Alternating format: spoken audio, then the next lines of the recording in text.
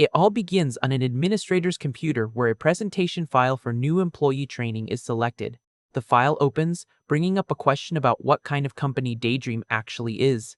A friendly fox mascot explains that they are famous for selling incredibly effective treatments for hair loss. Another mascot, a little yellow dragon, adds that the company also focuses on cosmetics and miraculous skin treatments. The two start jumping excitedly, warning that the surprises do not stop there. They promise to deliver absolutely any kind of remedy a person might need in life. The commercial ends by highlighting that they are a truly magical pharmaceutical company that creates miracle cures. With that, the mascots wave a warm goodbye, inviting everyone to join Daydream. But reality is quite different, and a man with a sinister smile appears holding a microphone. He dramatically announces to the audience that everyone present is a chosen candidate. In the middle of the crowd, Kim So-liam watches everything thoughtfully as he knows Daydream's reputation all too well. He remembers that this is the legendary magical company capable of creating anything. On stage, the host continues his speech, saying he has gathered only the absolute elite of the new recruits. To everyone's surprise and despair, he congratulates the group by announcing they have all been assigned to the field exploration team.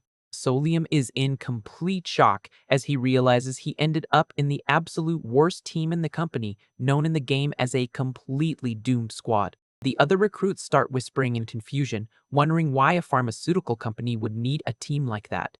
So-liam senses the real danger and understands they are about to go through a fatal survival game disguised as training.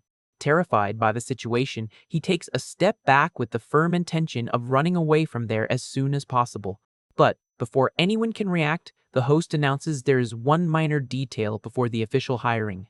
He reveals they will all go through a brief practical evaluation for their probationary period, right as a strange noise begins to echo. The man explains that the test will serve to evaluate everyone's true skills fairly. With a scary expression, he warns that he expects enthusiastic participation from everyone present. Then, he snaps his fingers and makes it clear he will not tolerate anyone trying to slack off and rely on others.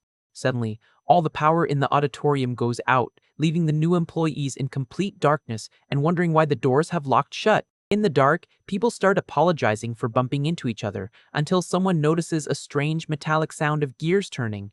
The shaking gets stronger and stronger, making everyone tremble with fear, clueless about what is happening. When the lights finally flicker back on, despair takes over as they realize they are no longer in the auditorium, but inside a moving subway car. At that moment, a loudspeaker starts broadcasting a bizarre message from the Abyss Transit Authority, warning that this train will not be making any stops.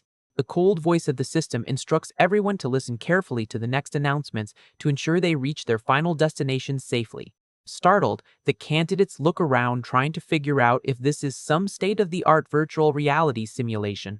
The panic grows even more when they realize the train has actually started moving and the doors are completely locked. One of the young women knocks on the glass desperately, wondering if this is all just a prank or an escape room game set up by the company.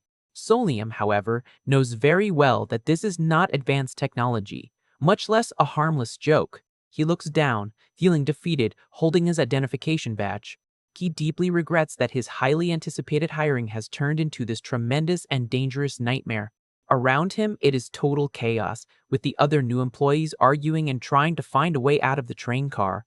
The badge reveals the name Kim So-liam, now officially an employee of Daydream's dreaded field exploration team. Looking out the dark window, where a spooky figure reflects on the glass, he realizes he has entered a fatal survival game. He braces himself on the floor as the train picks up speed along the gloomy tracks. Looking at the bizarre silhouettes sitting around him in the car, So-liam realizes he is literally trapped inside a horror story. The Abyss system formally welcomes the new passengers to this one-way trip. The story then shifts to the perspective of another young woman in the group who was heading home after an extremely exhausting day at work. She only wanted to take a shower and go to sleep, but ended up dozing off on the way. Waking up startled, she realized she had somehow ended up inside that gray subway car. It seemed like just a normal daily commute, but she was soon intrigued to notice she did not recognize the place she was in. Looking up the train window, a strong gut feeling told her that something was very wrong with this trip. The surrounding environment began to glitch bizarrely, indicating that their reality had just shifted. Back to the present, Salim analyzes everyone's situation calmly and coolly. He finally understands that the company's twisted plan is to use this ghost story to weed out the weakest candidates right from the start. Suddenly, the subway's loudspeaker echoes through the car again, ominously announcing that the next stop will be Whaling Station. The subway broadcast advises that passengers whose final destination is Whaling Station should prepare to disembark immediately. The audio warning continues, stating that the platform doors are opening and will close in exactly 30 seconds with no chance of returning. The doors finally open, revealing a dark, foggy platform with a sign indicating that this is indeed Whaling Station. Seeing the place, some recruits think it all looks too normal for a simulation and wonder if they should just get off there. Faced with the warning that the doors will close quickly, they start rushing to get out, while Salim simply curses in his head, fully aware of the danger. A bolder recruit takes the first step outside and laughs out loud, commenting that, aside from the station's weird name, the place looks completely ordinary. However, one of the young women steps back in fear and holds onto the doorframe, warning the others that they definitely should not take another step outside. Outside, the men keep arguing about the station's bizarre name while Salim watches the whole scene tense and completely silent. The argument heats up inside the car between those who want to get off and those who want to stay, with some complaining about who will take the blame if something goes wrong. A young man with brown hair tries to calm everyone down, suggesting that the best thing to do right now is wait and see how things play out. At that exact moment, the sound system coldly announces that the train doors are already closing. Panic sets in, and a few yell desperately for everyone to get out quickly before they are locked inside. In the rush to escape, one of the guys ends up taking a hard hit from the doors, violently snapping shut. Those who manage to get off in time look back with relief and even wave, thinking they made the smartest choice. Back inside the car, one of the recruits, who could not make it out, punches the glass in pure anger after realizing he was left behind. He starts swearing furiously, blaming the others for hesitating and ruining his chance to get off the train. Solium just observes their outrage in silence, perfectly understanding the despair and the urge to drop everything and run away. The problem is that the subway's luminous sign begins blinking red in an extremely sinister way. Meanwhile, on the platform, one of the men who got off asks if the people still on board will be okay, but the other dismissively replies that everyone has to deal with their own choices. He adds that they should have gotten off when he warned them, and that standing there will only bring bad consequences, having no idea what awaits them at Whaling Station. Suddenly, a dark, gooey liquid drops from the ceiling straight onto the talkative guy's head. His coworker beside him turns around in shock, not quite processing what just happened. In the blink of an eye, a terrifying wave of red mess and darkness attacks the men amidst the red fog on the platform. The survivor watches the scene paralyzed by absolute terror, stuttering, unable to comprehend what kind of creature that is. Inside the car, the other new employees start hearing agonizing screams coming from the ceiling outside and fall into complete despair. Deformed faces and red smears start sliding down the platform windows as the young men plead for their lives in a desperate manner. The terrible scene continues outside the subway, filling the air with screams of extreme agony that echo all over the place. Solium watches all that horror up close, his face illuminated by the eerie red light flooding the car. He thinks to himself that this tragic fate is what awaits anyone who chooses the wrong answer in this survival test. With that, the new Daydream employee's dreadful probationary period officially kicks off in the worst way possible. Ghostly handprints begin to slide across the messy glass as the train finally starts moving and leaves the platform behind. As it turns out, Daydream has full jurisdiction over what they call the Darkness, which is nothing more than the world of horror stories and urban legends. The company's employees are dispatched directly into these spooky tales to complete extremely dangerous missions. The train's broadcast announces that they have just departed from Whaling Station and asks everyone to pay close attention to the upcoming announcements to ensure a comfortable ride. Solium remains still and deep in thought, while the rest of the recruits cry and panic, realizing people have just been eliminated right before their eyes. To tell the truth, Solium should be at a massive advantage compared to the others because he read the entire online encyclopedia about these legends in great detail. Anyone would think he would become that kind of overpowered MC who knows everything and easily dominates any dangerous otherworldly situation. He really wishes things were that simple, but there is one minor detail ruining his entire plan. It is an extremely crucial issue that puts his wife at risk every single second. The big truth is that Solium simply cannot stand and is absolutely terrified of anything related to horror stories. He admits to himself that he is a top-tier coward who could only read the online logs if they were strictly text-based. The moment any image of a ghost popped up on his computer screen, he would panic and even pass out from sheer fright. He was so methodical about his fear that he hid all the pictures when reading the forums, blocked horror videos because of the thumbnails, and never included a single image in his own write-ups. He remembers a ghost in his mind complaining that horror stories needed pictures to feel real, but he flat out refused to look. Not even protests claiming that it was his own written story made him make an exception to his irrational fear, something that haunted him even among his friends. He recalls with embarrassment when his friends teased him in the group chat for turning down a movie date purely out of fear of scary movies. Trying to focus on what actually matters to survive, Solium attempts to recall what the encyclopedia said about his new team. Looking at the other 7 remaining people in the car, he realizes he is completely doomed by being part of the infamous Reckless Squad. The subway sound system chimes in again in a grim tone, announcing that the next stop will be Grudge Station and the doors will open on the right. Sitting on the train seat, Solium takes a deep breath and braces himself to face the next nightmare that is about to begin.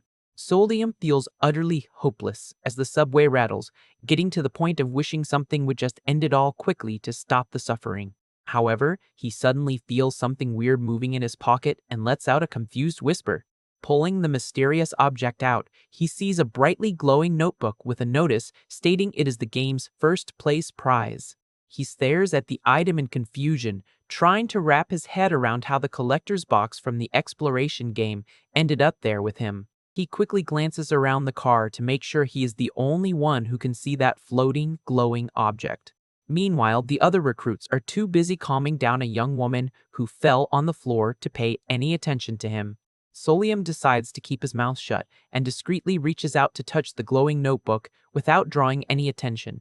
The moment his finger touches the paper, the notebook dissolves into light and reveals a small, round object floating in his palm. Holding the mysterious item, he realizes in shock that it is just a simple, custom pop socket for a phone. He immediately recognizes that this phone grip is the exact same themed accessory he had bought in real life. The story then begins to rewind, showing a countdown timer indicating the events from a few hours ago. It all started that very day, when Solium decided to take a trip far away from his usual office routine. He had gone to visit a spooky-themed welcome area for explorers of the darkness, which was packed with visitors. 2 girls were having fun in the eerie wooden set, while the sign explained that this was all located inside a large shopping mall. The place was actually a temporary official pop-up store dedicated to the famous survival horror games Solium loved so much. For those who do not know, this universe focuses on exploring internet urban legends and anomalous phenomena known only as the darkness. Being an extremely dedicated fan of this gloomy world, Solium filled his shopping basket with various exclusive themed items from the store. At checkout, the cashier offered a large, eco-friendly bag for his purchases, while some people in line whispered suspiciously, thinking he was a scalper trying to make a quick buck. He was quite bothered by the rumors, as he had even taken a day off work just to buy everything for his own personal collection. Actually, he had already visited the store the week before, but ended up leaving without getting what he truly wanted. He had been too embarrassed to participate in the roulette draw in front of everyone because of his dignity as an adult office worker, but knowing the promotion would end the very next day, he realized this would be his last chance when a costumed employee invited him to try his luck. He shyly accepted the invitation and was led by the guide to the center of attention in the store to make his spin. The employee excitedly announced the start of the lucky roulette draw, explaining that each slot held a different tier of prize. The young man handed a remote with a red button to Solium, telling him he just needed to press it whenever he wanted the spinning to stop. Solium pressed the button without high expectations, thinking he would probably just get a basic participation freebie. He watched the wheel spin at high speed, secretly hoping to at least snag the 7th place notepad. However, to everyone's surprise, the pointer began to slow down and landed exactly on the golden slice for the grand first place prize.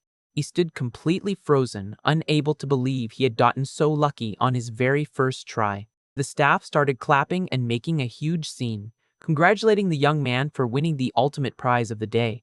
They handed the special box to Salim, who was still wondering if all this was actually real and not a dream. The cashier explained that they also made a custom giveaway item on the spot and asked him to say his name to configure it. The young man replied with his full name, Kim Salim, prompting a futuristic machine to start playing an upbeat song while it produced the item. The machine printed an identification badge with his name written in huge letters. He took the brand new badge, finding it curious that the freebie was an employee ID of all things. The attendant let out a squeal of excitement upon seeing the badge was for Daydream, explaining that it was one of the most famous and dangerous factions in the entire survival game. Solium knew this very well, remembering that the company is the classic corporate cliché that profits by exploiting urban legends and supernatural phenomena. He recalled that this specific division was notorious for sending its agents into certain doom, although it was also home to many legendary characters in the lore. The attendant wished him great success as an employee in that dark world, while Solium merely smiled politely, planning to hide that creepy badge in some dark drawer as soon as he got home. However, a mysterious and frightening voice whispered in his mind that he was lying, entirely changing the vibe of the room. Right after, a shadowy silhouette wearing a glowing macabre smile appeared before him, kicking off his dimensional kidnapping. Solium felt an overwhelming wave of dizziness take over his body before his vision went completely black and he lost consciousness. When he finally opened his eyes again, he was waking up in the company's training auditorium, still gripping the phone accessory he had won in the draw. Back in the present, Solium remembers that the accessory is actually a low-rank magic item capable of projecting memories in text format. Feeling a newfound hope, he decides to stick the magic accessory directly onto the back of his own phone to see what happens. Instantly, the phone screen shines with an impressively intense, magical golden glow. Right before his eyes, the device flawlessly displays the full page of the online encyclopedia about the Abyss subway they are trapped in. Solium feels a massive wave of relief, seeing that all the game rules and details he vaguely remembered are now neatly written out on the screen. He starts swiping quickly, knowing exactly what crucial piece of information he needs to find to save his life. Without wasting any time, he begins scouring the old logs searching for any case of a successful escape from that haunted subway. Solium finally finds the intel he needed on his phone and lets out a sigh of relief for having cracked the mystery. The subway sound system warns that the next stop is Grudge Station, while Solium plans out where the group should disembark based on the escape cases he just read. The big issue now is putting his plan into action with the people left in the car. Nearby, one of the girls complains in frustration that their phones have zero signal and no internet down in that pitch-black tunnel. Across the car, some recruits tremble in fear, trying to guess if Grudge Station has some sort of violent punishment waiting for them. Solium knows he needs to convince as many people as possible to get off at the correct station to make it out of this nightmare alive, but he makes it very clear to himself that he is not doing this out of heroism or a noble desire to save other people's lives. Even though he feels empathy for his coworkers like any normal human being, there is a much more selfish and pressing reason behind his decision. He knows he has absolutely no way of trying to escape this place on his own, being a total coward when it comes to scary things. He recalls that the path ahead is filled with grotesque scenarios, like a station completely covered in gigantic eyes. Not to mention the stations plunged into total darkness, or the ones that are entirely upside down. He calculates that the chances of him passing out for beer halfway through and ending up meeting a tragic end alone are over 90%. Because of this, he decides that the only realistic option is to act immediately. He needs to figure out a way to get everyone to work as a team so they can all escape the train car safe and sound. He knows it would be crazy to start screaming about monsters and ghosts out of nowhere, so he decides to tread lightly and earn their trust first. Knowing that people are driven by group psychology, Solium decides to focus on convincing just one or two of the more open-minded individuals, so the rest will naturally follow. He approaches a young brunette woman who sighs in defeat and stops right next to her upon hearing what she is saying. She quietly comments to her peers that this whole bizarre setup feels straight out of a YouTube scary story. Hearing the exact keyword he needed, Solium mentally celebrates finding his perfect target. The young woman gets startled when she notices the guy suddenly getting close to her in the car. Sitting down calmly beside her, Solium asks with interest if she really mentioned that this feels like a horror story. Feeling awkward, she explains that she watches those kinds of videos in her free time and that the subway's vibe really reminded her of those urban legends. The green-eyed guy sitting across from them joins the conversation, suggesting that everyone share any useful information that might help them grasp the situation. The young woman clarifies that she does not have any concrete facts, but the sudden shift from the auditorium to the subway car was extremely weird. She continues to shake, remembering the brutal way their coworkers outside on the platform were eliminated in the red mist. The memory of those horrific events leaves her visibly shaken and breathless in the middle of the train car. She apologizes for bringing up such a heavy topic and for suddenly feeling sick from nerves. Solium tries to calm her down, saying he feels the exact same way and that it is perfectly normal not to think straight when facing something so surreal. Deep down, he is actually just as terrified as she is and also feels a massive urge to throw up from pure dread. The girl gives a more relaxed smile, commenting that he seems to be the only one in there who can keep a cool head and control the situation. He thinks to himself that she would change her mind real quick if she saw him pass out from fear at the first opportunity, but he is interrupted by someone else from the group. The green-eyed guy walks over with a friendly smile, asking if Solium is the same guy who was sitting next to him in the auditorium. Solium digs into his memory and recalls that this young man was indeed right beside him before the blackout. He remembers the guy showing a lot of curiosity when he saw him holding the company's equipment briefcase. The young man extends his hand amicably and formally introduces himself as Baek Sahyeon. Solium stands completely paralyzed and shocked upon hearing that familiar name. He realizes he is standing in front of one of the most legendary characters in the game, a veteran daydream manager with over 100 survival missions under his belt. He remembers this man is known in the game's universe by the fearsome alias of Viper. Sweating bullets from nerves, he can barely believe that Sahyeon himself is right in front of him, chatting so casually. Next, the girl also introduces herself as Go Young Yoon, but Salim realizes he has never heard of this name before. He deduces she must be an irrelevant character who either managed to quit the company very early or met her end right at the beginning of the story. He knows the game has a few legendary characters who go by code names, but they always have personality traits that are way too distinct to go unnoticed. Gripping his own knee to hide his shaking hands, he tries to keep his composure in light of these discoveries. With a massive effort, he finally manages to introduce himself to his new acquaintances as Kim Salayum. As the three of them chat, the other subway survivors naturally begin to split into small groups scattered around the car. Yong-in notices one group trying to open the door to the next car, but Salim knows that attempt is useless since the legend's rules forbid crossing between train cars. The subway's audio broadcast crackles again, announcing that their next stop will be Ecstasy Station. A few recruits start thinking the station's name sounds pleasant and suggest getting off there, but Salim immediately shoots the idea down with absolute firmness. He warns everyone that picking a drop-off station just because the name sounds nice is a grave and fatal mistake. He explains that each station's themes change randomly every trip, making it impossible to escape if they just rely on their gut feeling or pretty names.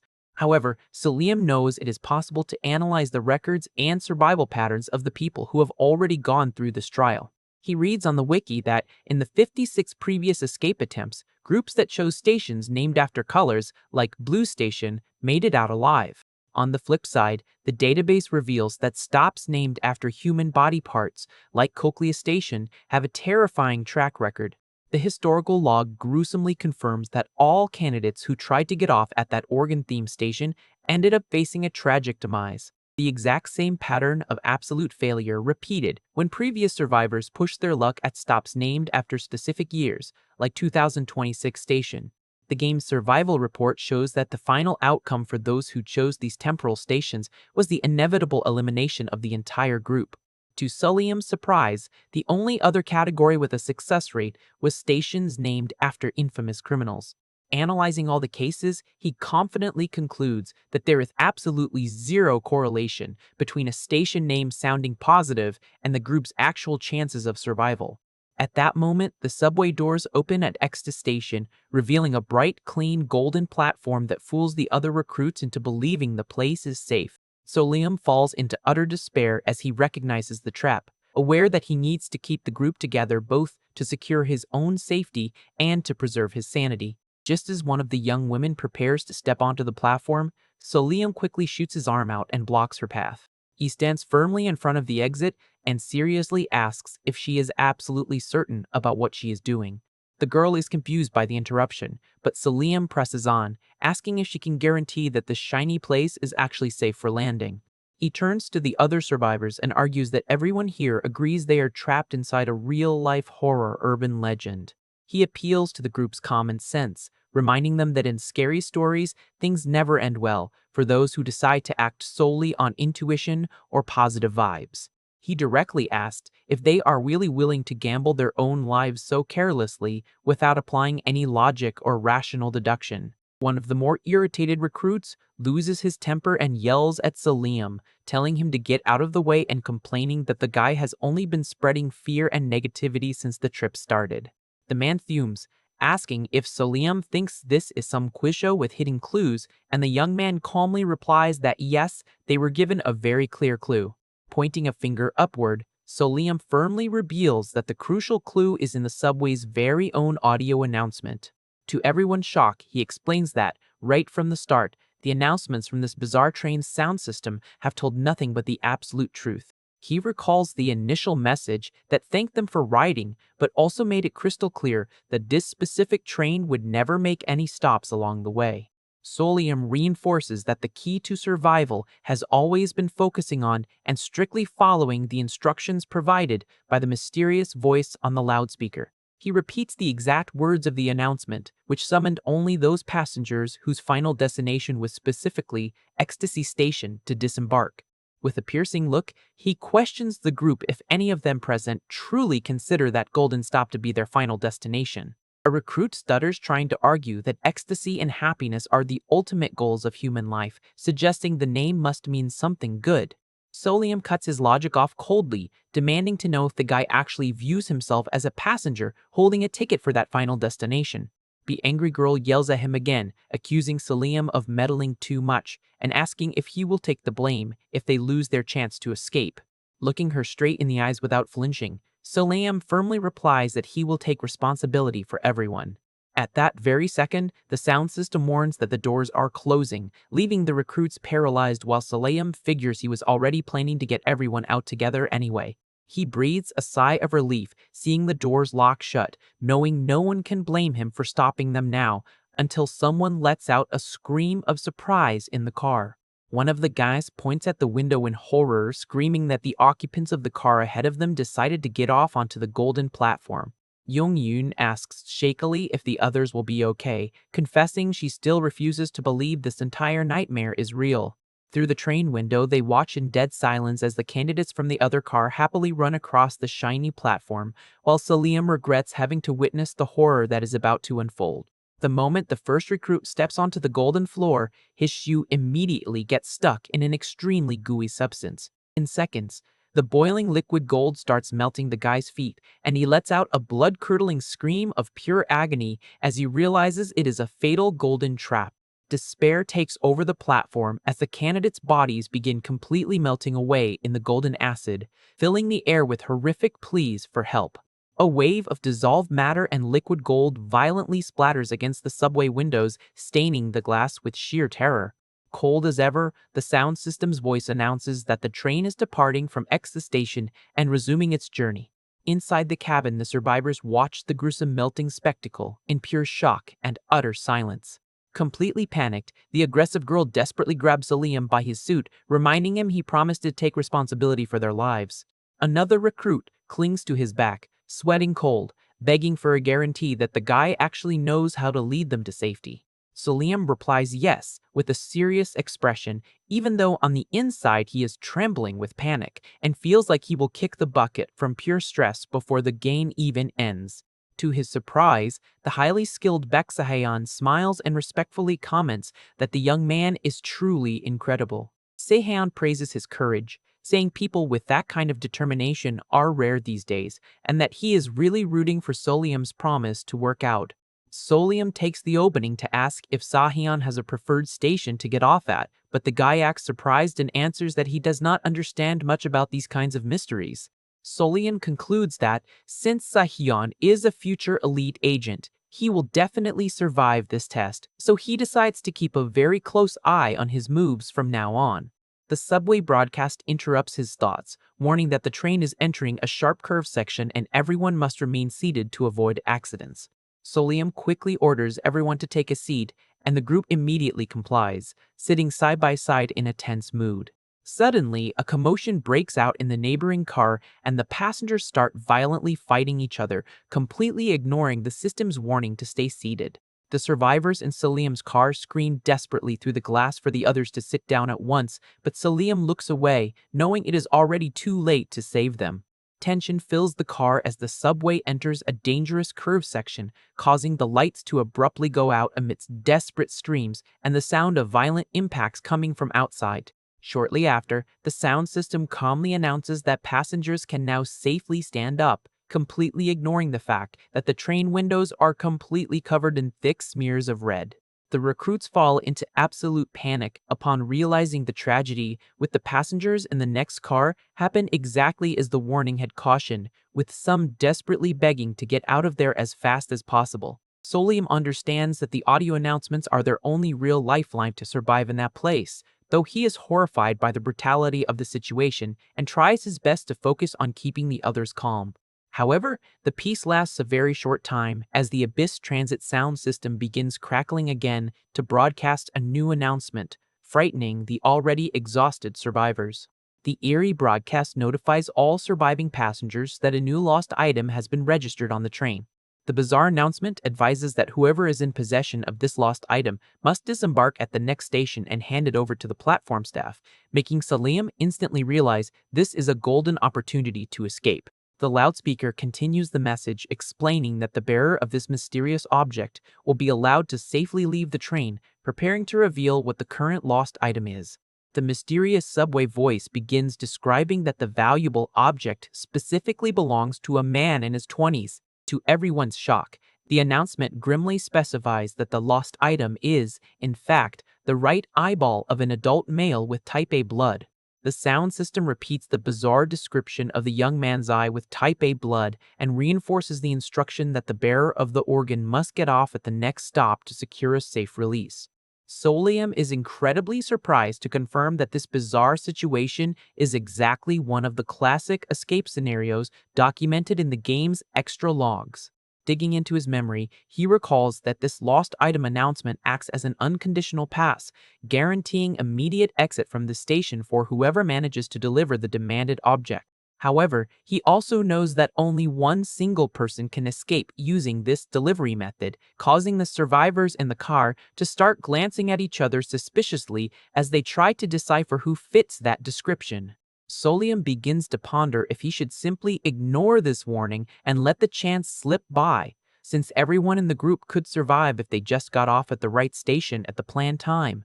He fears a solo escape now will cause conflict and destroy the group's unity, while one of the recruits suggests they quickly figure out who the guy meeting the announcement's requirements is. The passengers start asking each other's ages and blood types, tensely trying to rule out anyone who does not fit the subway's demand. When it is his turn to answer, Solium lies without hesitating and tells the group his blood type is AB. In reality, he has type A blood, but he decides to hide it so he does not become an unnecessary target for the other survivors, believing the situation will pass without any major issues. Suddenly, one of the survivors in the group raises his hand and proudly announces that he perfectly meets all the requirements requested by the sound system. The man smiles in relief at the coincidence, genuinely believing this is his big break to escape this nightmare ahead of everyone else. As the subway announces its arrival at Rage Station and warns that the doors are opening, Baek Sahyun just watches the volunteer with an enigmatic and silent smirk on his face. The guy who spoke up notices firm footsteps approaching and glances over to see who is coming toward him so suddenly. Saihan walks over very calmly and asks with interest if the man really has type A blood. The moment the doors at Rage Station finally open, red lights illuminate the car in a spooky way while the announcement repeats. With an extremely dark look in his eyes, Sahyun remarks that it is a shame and lunges at the man in a brutal and unexpected manner. Without giving him any chance to react, Sahyun launches a vicious attack directly at the poor guy's face, making a mess splatter violently across the car. The heavy blow lands squarely on the guy's eye, leaving him in absolute shock at his coworker's sudden and cowardly assault. The other passengers watch the scene of extreme violence, totally paralyzed by dread, unable to muster any kind of reaction. With a terrifying and calculating coldness, Sahyun brutally rips the man's eye out to use it as the item the station demanded. The victim collapses onto the floor of the car holding his battered face while letting out desperate screams of pure agony. Chaos erupts in the train car with passengers screaming in horror at the guy's insane behavior as he just stands there looking indifferently at the body on the floor. Sahyun flashes a maniacal smile and questions why everyone is standing around waiting like idiots, since the announcement guaranteed an escape for whoever delivered the requested organ. The survivors back away in horror at the guy's madness, while the sound system coldly repeats the message to disembark and hand over the lost item on the platform. Sahyun looks at them with deep disdain, thinking he could not expect anything less from weak people who rely on others to take responsibility for their own lives. Young Yoon screams in terror at the guy's cruelty, while Salim merely watches the scene, breaking into a cold sweat, realizing the true nature of his travel companion. In that instant, Salim realizes that this merciless behavior entirely lives up to Sahyun's fearsome reputation in the game universe, where he is known as Viper. He remembers the game described the character exactly like this, hiding his truly ruthless nature behind the facade of an innocent recruit who had not yet been corrupted by society. The sinister aura Sahyun gives off right now leaves zero doubt that he is precisely the cruel and calculating monster portrayed in the game's exploration logs. Solium notes the villain preferred to pull someone else's eye out rather than sacrifice his own, making a quick and remarkably cruel decision to secure his safety as the doors begin to close. But Solium knows very well that all this unnecessary brutality was a massive blunder and that Sahyun did not need to go nearly that far to make his escape. The young man remembers spotting something suspicious hidden nearby in the car a little earlier and decides to investigate on his own without anyone noticing. He carefully feels around the metal air vent grate near the car's floor to verify his suspicions about the spot. Reaching his hand into the vent's secret compartment, Salim pulls out a small sealed glass vial. He examines the vial's label and realizes he found the actual lost item, containing the eye of a 27-year-old woman with type A blood. Solium deduces that these lost item announcements are, in reality, a scavenger hunt with objects hidden around the car, and that hurting people to harvest body parts is just a tragic alternative chosen by those who do not understand the game. Feeling his coworker's violent action totally cross the line, he takes a few steps forward and calls out to Sahyun, who turns around confused by the interruption. With total calmness, Solium presents the glass vial containing a perfectly preserved eye right in front of the aggressor. The container shows an intact human eye floating in preservation fluid, proving that the required item was already hidden inside the car the entire time. Seeing the vial in Solium's hands, Sahyun's expression instantly morphs into profound shock as he realizes the gruesome mistake he just made out of sheer impatience.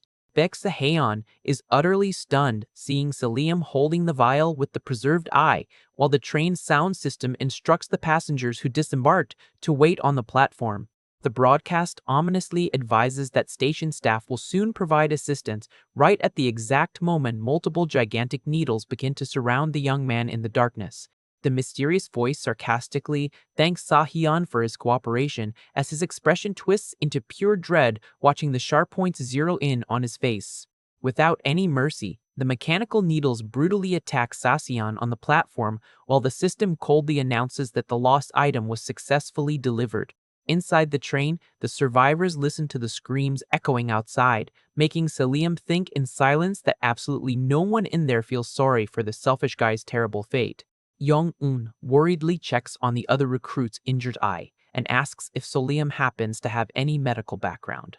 Solium replies humbly that he only started medical school before dropping out, but she thinks to herself that just getting into such a competitive college is already an impressive feat.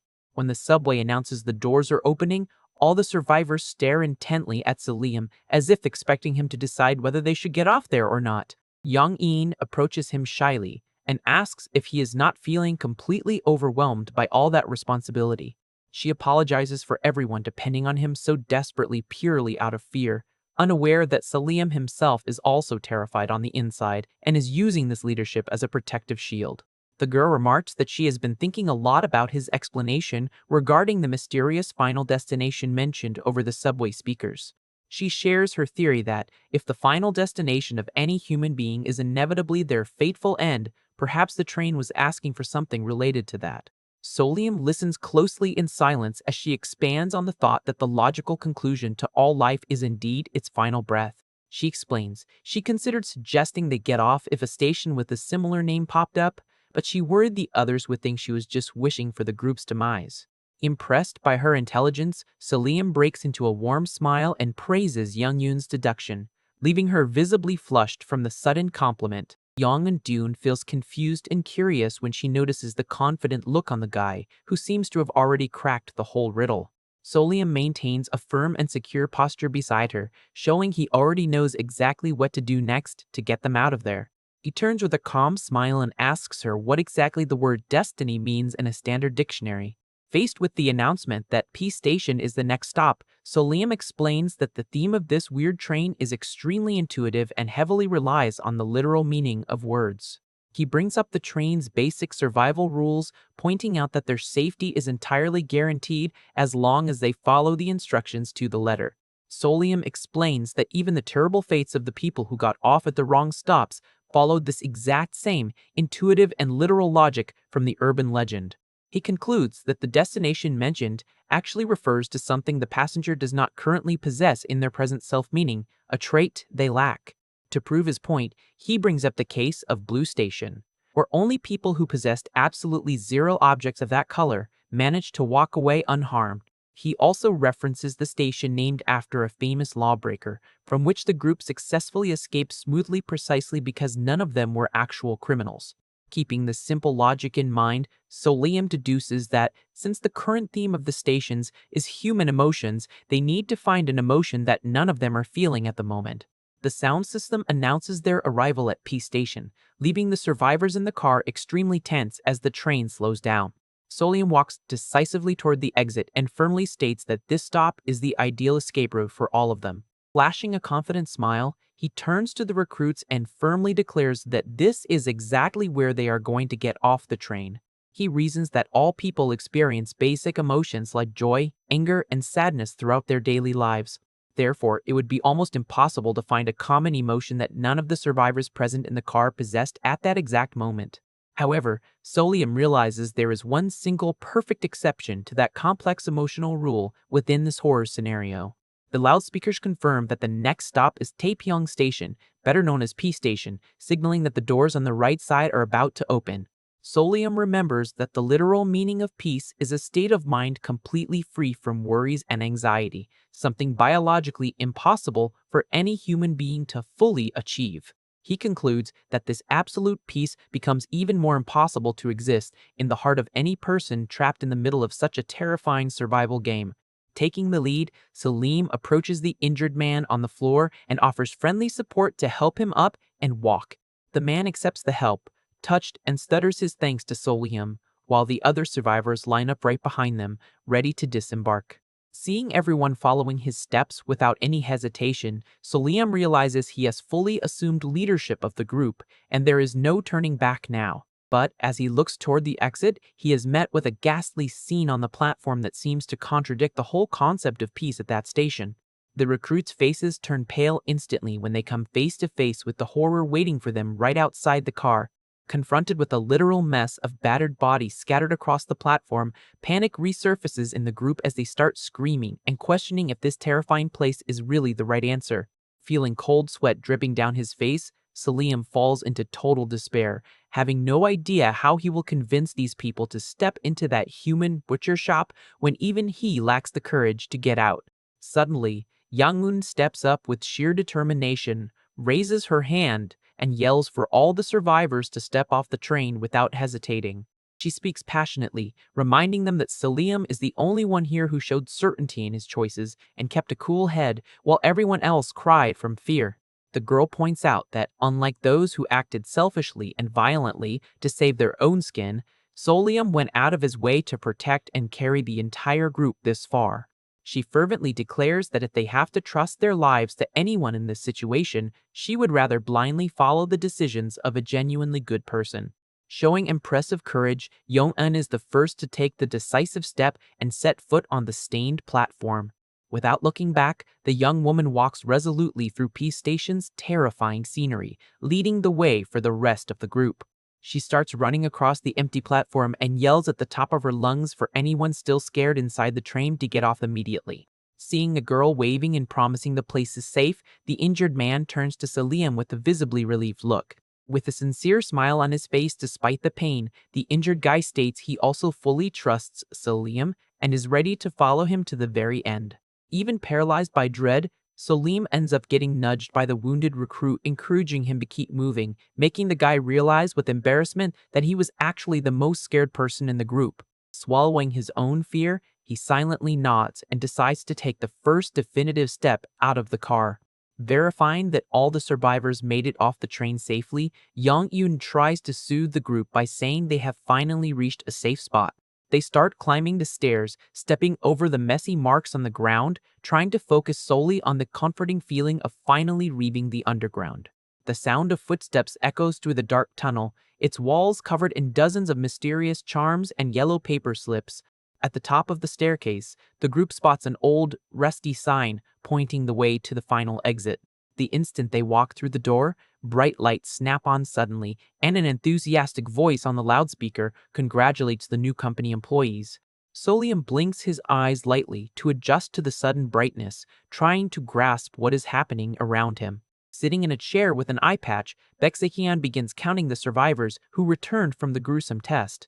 He continues counting out loud under the exhausted and frightened gaze of the other survivors in the room. Solium silently observes Sahayan's behavior as he calmly numbers off each of the people who managed to come back alive. Yong-eun takes over the final tally with a beaming smile on her face, realizing a good chunk of the group survived. Solium raises his hand in relief as he notes that exactly 8 people from that car managed to complete the trial with their lives. The charismatic host on stage speaks into the microphone, celebrating the impressive number of 22 graduates who finished the probationary period. He praises the class, calling them elite, and wonders what the Human Resources Department will think of such a positive outcome. Solium notices that absolutely no one in the audience shows any sign of joy, while the host suggests picking the best out of all the survivors. A spotlight switches on, illuminating Solium directly as the host warmly congratulates him as the standout performer of the test. The man praises Solium's quick decision-making in stepping up right away, leaving the young man tense upon realizing his entire performance was closely monitored. The host hands Solium a company gift bag, guaranteeing that all the survivors will also receive an identical souvenir.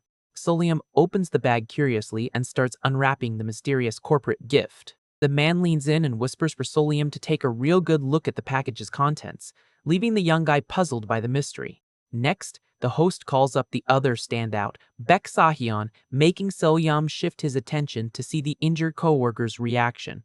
As the names keep getting called over the mic, Yang-in watches the ceremony with a deeply tired and worn-out look.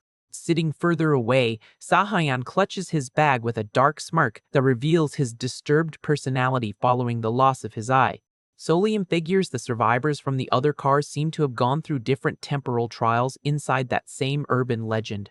He observes Sahayan from afar and assumes the guy will likely seek medical help on his own as soon as this corporate meeting is over. The host asks if everyone received their respective gifts and begins announcing the group's official onboarding into the company. He enthusiastically declares that, from this moment forward, they are all officially hired into Daydream Inc.'s highly dangerous field exploration team. A panel with final thanks to the webtoon readers pops up on the screen, listing the names of the main survivors who completed the stage. However, the ceremony is abruptly cut off by the host, who states that not everyone put in the same amount of effort and that there are always folks who just piggyback on other people's success. Flashing a terrifyingly massive smile, the man shouts that justice comes first and that all the meritless freeloaders will be rightfully punished. Bizarre, colorful tentacles burst out from the floor instantly, wrapping around the bodies of several survivors who did not actively contribute to the mission. Solium recoils in shock, seeing one of those creatures floating threateningly right in front of his face. Yeoman lunges in horror and covers her mouth, seeing several classmates brutally eliminated, leaving only 13 new employees in the auditorium. The host carries on with his speech, giving a formal welcome to the 13 remaining survivors, while the guy with the injured eye shivers in terror next to a chair covered in slime. The speaker congratulates the official new hires on achieving excellent scores, pointing out the melted belongings of those who were eliminated in the adjacent chairs.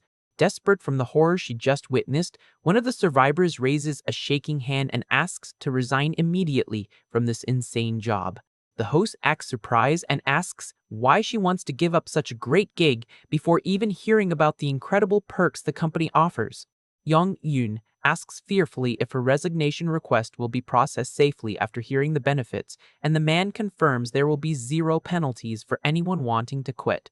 With an extremely wide, spooky smile, the host suggests that everyone might change their minds after hearing what Daydream brings to the table.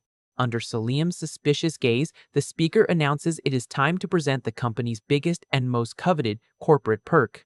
The screen projects an image of a glowing magical potion described as the legendary wish ticket.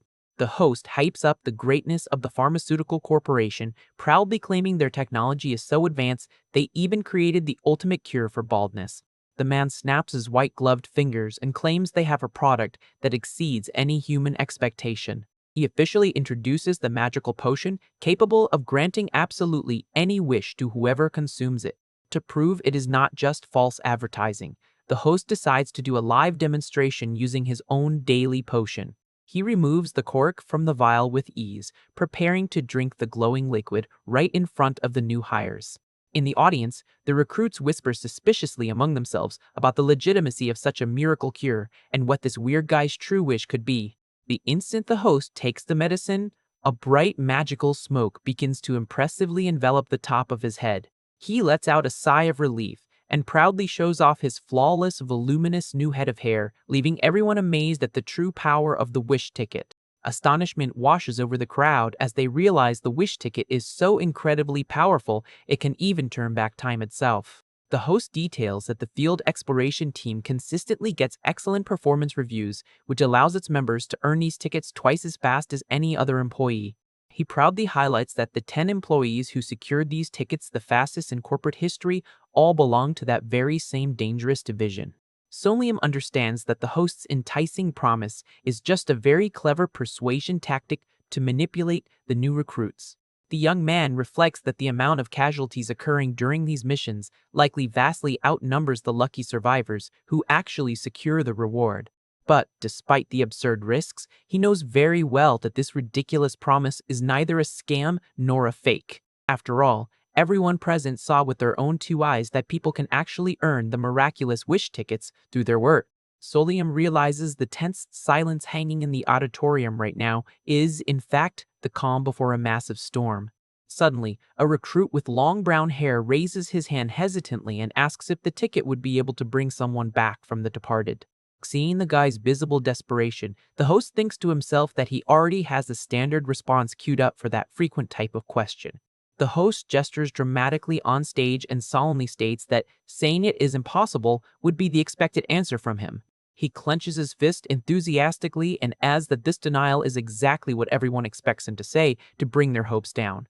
While the new employees watch in absolute silence, the speaker takes a dramatic pause to highlight the magnitude of the next revelation about the highly desired ticket.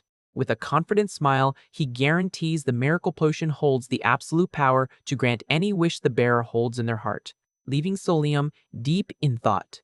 The main auditorium's exit doors swing open out of nowhere as the host calls everyone to make their final choice about employment. He bluntly explains that anyone wanting to turn down the job offer can simply walk right out that door, but those interested in staying must accept the next step. The speaker instructs the recruits who decide to stick around to put on the black mask tucked inside their corporate gift bags, prompting Solium to look curiously at his package. Solium leans down to search for the item in his bag, thinking to himself he never imagined he would actually receive a signature item from those elite in-game explorers. Rifling through the package, the young man pulls out a sleek black mask and notices a business card with a mysterious phone number has fallen to the floor. He grabs the card and realizes this was exactly what the host meant when he told him to look at the contents very closely earlier, deciding to pocket the contact to investigate later. Holding the dark accessory in front of him, he recognizes that this is the corporation's legendary official field mask. Suliam recalls the game database guidelines, which explain that exploration members must wear these personalized masks and that each hiring year follows a different visual theme. The survival guide details that the masks serve as a class identification symbol for Daydream Inc.'s Spieled Exploration Team, changing shape according to the year. Even though the other recruits around him are celebrating and saying their goodbyes with smiles, Salim mentally admits that what he really wanted to do was turn around and run away from there. He knows full well he is stuck in a dangerous world where dark anomalies lurk in the daily routine and where a coward like him will have immense trouble staying alive. He ponders that if quitting the job now just means turning into a defenseless victim in this reality's next horror story, simply running away is not a viable option. Therefore, his only smart move is to stick with the company until he finds a permanent way to escape this weird world, all while watching Sahyeon adjust his bandage. Young En stares at the bag in her hands with a thoughtful, melancholy expression, fully absorbing the gravity of the choices they have to make right there. To the guy's surprise, he notices that even after all the fatal threats and bizarre reveals, not a single person decided to leave the auditorium. He remembers the exploration log explains that the field mask morphs and takes on a unique, customized look the second it is worn by the new employee. Solium stares at the accessory in his hands for a few moments, wondering with curiosity what shape the object will take on his face. Upon putting the mask on, the object fuses to his face and transforms impressively, sprouting a pair of dark deer antlers on top of his head. Yonga notices the sudden change and asks in surprise if those are deer antlers, wondering if everyone else's masks also shapeshifted in a personalized way. Flashing an excited smile, she puts on her own accessory and watches it change into a cute mask with mountain goat horns. The system interface congratulates the new employees and makes the end of their horrific probationary period official. The portraits of the new hires wearing their respective mystical masks are recorded into the database to confirm the start of their official shift at the company. Suddenly, a glowing notification pops up on Salim's phone, letting him know new official products have been unlocked in his exploration app. The young man is startled by the sudden alert on the screen and wonders what exactly this merchandise unlock means in the records of the darkness system. He carefully reads the notification, confirming that new exclusive merchandise items have been freed up in his personal menu. Figuring the glowing alert draws too much attention in the middle of the auditorium, he decides to close the app and save checking out the new stuff for when he gets home. However, just the mere mention of the word home makes him freeze on the spot with a deeply troubling thought crossing his mind. Solium realizes a crucial detail about his new reality and asks himself if he even owns an actual place to live in this world he was reincarnated into. The next morning, Yang Yun bumps into him in a sunny hallway and greets him in a very cheerful and friendly way. Solium returns the greeting reservedly while pressing the elevator button in the corporate building. Noticing the luggage bag she is carrying, the two chat and confirm they both received the housing benefit offered by the company to the new recruits. Solium remembers when he tried searching his old home address on his phone's map and only got an error message indicating it was a non-existent location. He had dug through his personal history and realized in a panic that the only available records were from his college days, and that even his family's contact info had completely vanished from his devices. He realized he needed to keep up the act of a model employee while trying to cope with the fact that his previous life seemed to have been entirely wiped from this world of terror. Having nowhere to go and no one to turn to in the city, he concluded his only viable survival option was taking the accommodation provided by Daydream's corporate welfare. So Liam ended up moving into the company apartment right next to the station, even though he thought it was completely absurd accepting housing from a corporation that almost wiped him out in a survival game just the day before. Young Yin cheerfully comments that she found out 7 out of the 13 selection survivors also scored the free housing benefit provided by the corporation. She admits the whole situation is a bit scary, but confesses that free housing near the station is a perk you cannot turn down, making Salim conclude silently that money truly is the most terrifying thing in this world. The two step into the elevator of the company's luxurious residential building and wait until it reaches the 12th floor with a chime. Solium walks down the hallway of the freshly renovated, clean building, figuring the company's real plan is to keep them as close as possible so they can exploit them until they drop whenever they feel like it.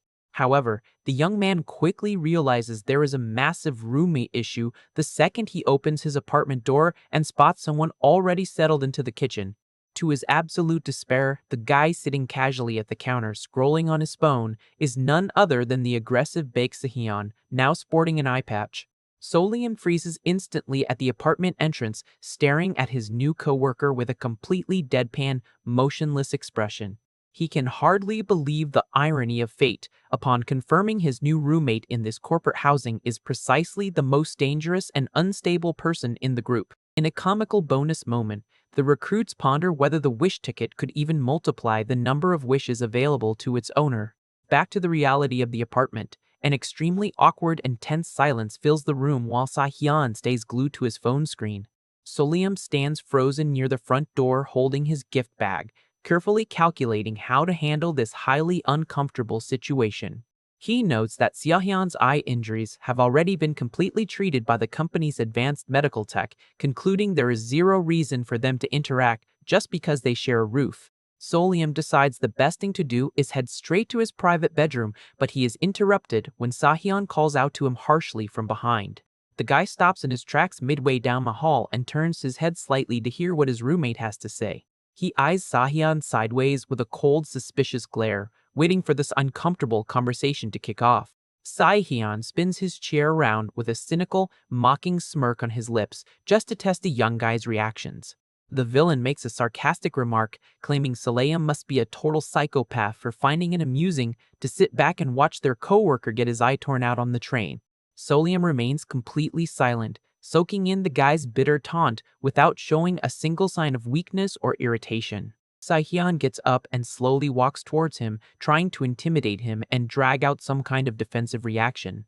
The tension hits its peak when Sehyeon takes the final step and stops right in front of Solium in the middle of the narrow hallway. To the aggressor's surprise, Solium cracks a wide, dark, and downright terrifying smile, cynically confirming that the violent scene was indeed incredibly fun to watch. He pulls off a brilliant bluff, claiming that Dopamine Rush was a wonderful experience, and sarcastically thanks Sehyeon for providing such an entertaining moment. Solium whispers right near the villain's face that he sincerely hopes they work together on future missions so he can witness another messy spectacle of that caliber, leaving Sehyeon visibly shocked and intimidated. He rests his hand casually on his roommate's shoulder and doubles down, saying it has been a long time since he watched something so pleasurable and stimulating. Keeping the flawless act going, Solium flashes a friendly smile and states he is looking forward to seeing more bold and violent moves from him in the future. He wraps it up by asking Sehyeon to keep pushing hard to make his work routine at the company a little more fun, staring him down with a threatening look that makes the villain break into a cold sweat. Without leaving room for a response, Solium takes his hand off his roommate's shoulder and walks away towards his own private bedroom. Shutting the door behind him, he breathes a sigh of relief for wrapping up that theatrical performance, thinking that if he kept that insane bluff going, he would end up looking like a genuine psychopath. He reflects that his method for dealing with irrational, abusive people was built through years of exhausting experience handling problematic clients at his old job. Solium recalls that people with Sehyeon's profile suffer from the classic god complex. They are arrogant individuals who twist reality in their favor and only respect those who prove to be stronger or crazier than them, making an aggressive bluff the only effective defense. He admits to himself that the promise to work together was a blatant lie used purely as a precaution, betting on the fact that the odds of recruits landing on the exact same exploration team are close to zero. The guy walks into his room, thinking he just needed to keep that scary lie believable enough to avoid getting stabbed by Sehyeon in his sleep. Turning on the lights, he is surprised by the excellent setup of the private room provided by the company, decked out with completely new, modern furniture. The housing offers an en-suite bathroom and top-tier weekly cleaning service for a nominal fee, along with welcome gifts and fancy snacks left on the study desk. Solium notices Daydream invests heavily in employee welfare and spoiling their elite workers precisely to try to offset the insanely high turnover rate caused by the fatalities on field missions. He spots a black corporate planner bearing the company logo resting on the room's nightstand. Upon flipping the planner open, he is startled to find a desperate message scrawled in giant red letters, begging the reader to run away from there immediately. Despite the terrifying warning left by the room's previous occupant, Salim smiles bitterly, thinking that at this point he is way too far gone to turn around anyway. He sits comfortably on the soft double bed and decides it is time to focus on the mysteries he still needs to crack. Taking advantage of finally being alone and secure in his room, Salim decides to summon his floating system notebook to check the rewards that were unlocked earlier. He extends a finger and taps the cover of the floating Abyss Transit Diary to trigger its interactive features. The notebook begins flipping through its pages rapidly, glowing with a magical golden light. Suddenly, a small plastic packet drops from between the glowing pages right onto the room's wooden floor. Solium picks the object up and realizes it is just a very simple sheet of smiley face stickers, but it actually functions as a stolen item capable of manipulating people's favorability. He remembers reading on the forums that this smiley sticker was such an absurdly overpowered resource for bribing characters that the game developers decided to delete it entirely from subsequent updates. The guy recalls the item was banned after players abused its effects in PvP battles, excitedly concluding that the sheet in his hands is most likely the only remaining unit in the entire existence of that universe. The system details that the smiley sticker is restricted for the exclusive use of official Daydream employees, making Solium realize the reward was only unlocked in his menu because he had just signed his official contract. Solium deduces the system notebook will keep unlocking exclusive, banned merchandise every time his rank in the company goes up, which proves to be a fantastic, extremely useful tool for his future survival. He rests his head in his hands exhaustedly, regretting getting dragged into this bizarre world where even a simple notebook hides secrets worthy of a terrifying urban legend. And with those tired thoughts, night falls silently over Solium's new home, while a vase of flowers rests peacefully, lit by the room's soft glow. Lying comfortably in bed, Solium pulls the covers up to sleep while thinking that his official job at the company will start next week. Closing his eyes, he tries to rest, but he cannot stop thinking about how absurdly intense things happened in a single day. The problem is that his sleep is soon interrupted by terrible nightmares involving the sinister Daydream brand. The following morning, the sunrays illuminate the facade of the company's imposing corporate building. Worried upon meeting him at the location, Yang Yun immediately asks if Solium is truly okay. She notices her colleague's exhausted expression and questions if he was unable to sleep properly during the night. Solium tries to change the subject by saying he is fine, but admits to himself that he spent the entire weekend trapped in terrible nightmares. As they enter the elevator, the young woman amicably lets him know she will get off on the 10th floor and wishes them both good luck on their first day of work. Knowing that the exploration team occupies the 10th through 15th floors, Solium prepares to step out when the elevator reaches his destination. He steps out on the 13th floor and gets a terrible feeling just by looking at that number on the wall. Solium walks down the silent hallway and presses the entry button to the meeting room, wondering if that really is his designated team. Upon opening the door, he comes across two people chatting peacefully inside the modern office. The man notices the newcomer's presence and breaks into a wide smile to welcome him warmly. Solium gives a polite bow and introduces himself as the new member of Group D, earning a warm welcome from his colleague. The friendly guy introduces himself as the group leader, Park Min-sum, accompanied by the serious assistant manager, Yoon Ha-jae. Although Solium is relieved to not endure any kind of initial hazing, he soon remembers that Group D's macabre nickname is the Rookie Graveyard. Noticing the tense atmosphere in the room, Yoon Ha-jae breaks the ice with a friendly smile and says it was just a joke. The young man considers for a brief moment if there is still time to quit, but he knows very well that leaving is not allowed in the corporation. Minson officially welcomes him to the Abyss Transit Authority and congratulates Solium on surviving the perilous test, leaving him astounded by the casualness of the subject. Yoon Ha-jae flashes a half smile and reinforces the official welcome to the rookie in the dreaded Group D. Minson introduces himself in a more relaxed way as the guy's direct department senior. Solium replies in a very formal manner, but the senior tells him to relax, since anyone who manages to survive for 1 year, there becomes a veteran real quick. The assistant manager coldly adds that the biggest challenge is precisely not passing away before completing that time, startling her colleague. Solium ponders that quitting would not be a bad idea, but remembers that in any other regular job, he would also run the risk of bumping into an urban legend. Minsung proudly points out that the rookie managed to pass in first place on the test, making Haja ask him to brag a little about his talent. The senior explains that the official team leader is currently out in the field and offers an armchair so Solium can settle in comfortably. Suddenly, an old radio set on the desk starts producing static and turns itself on, broadcasting a real-time traffic report.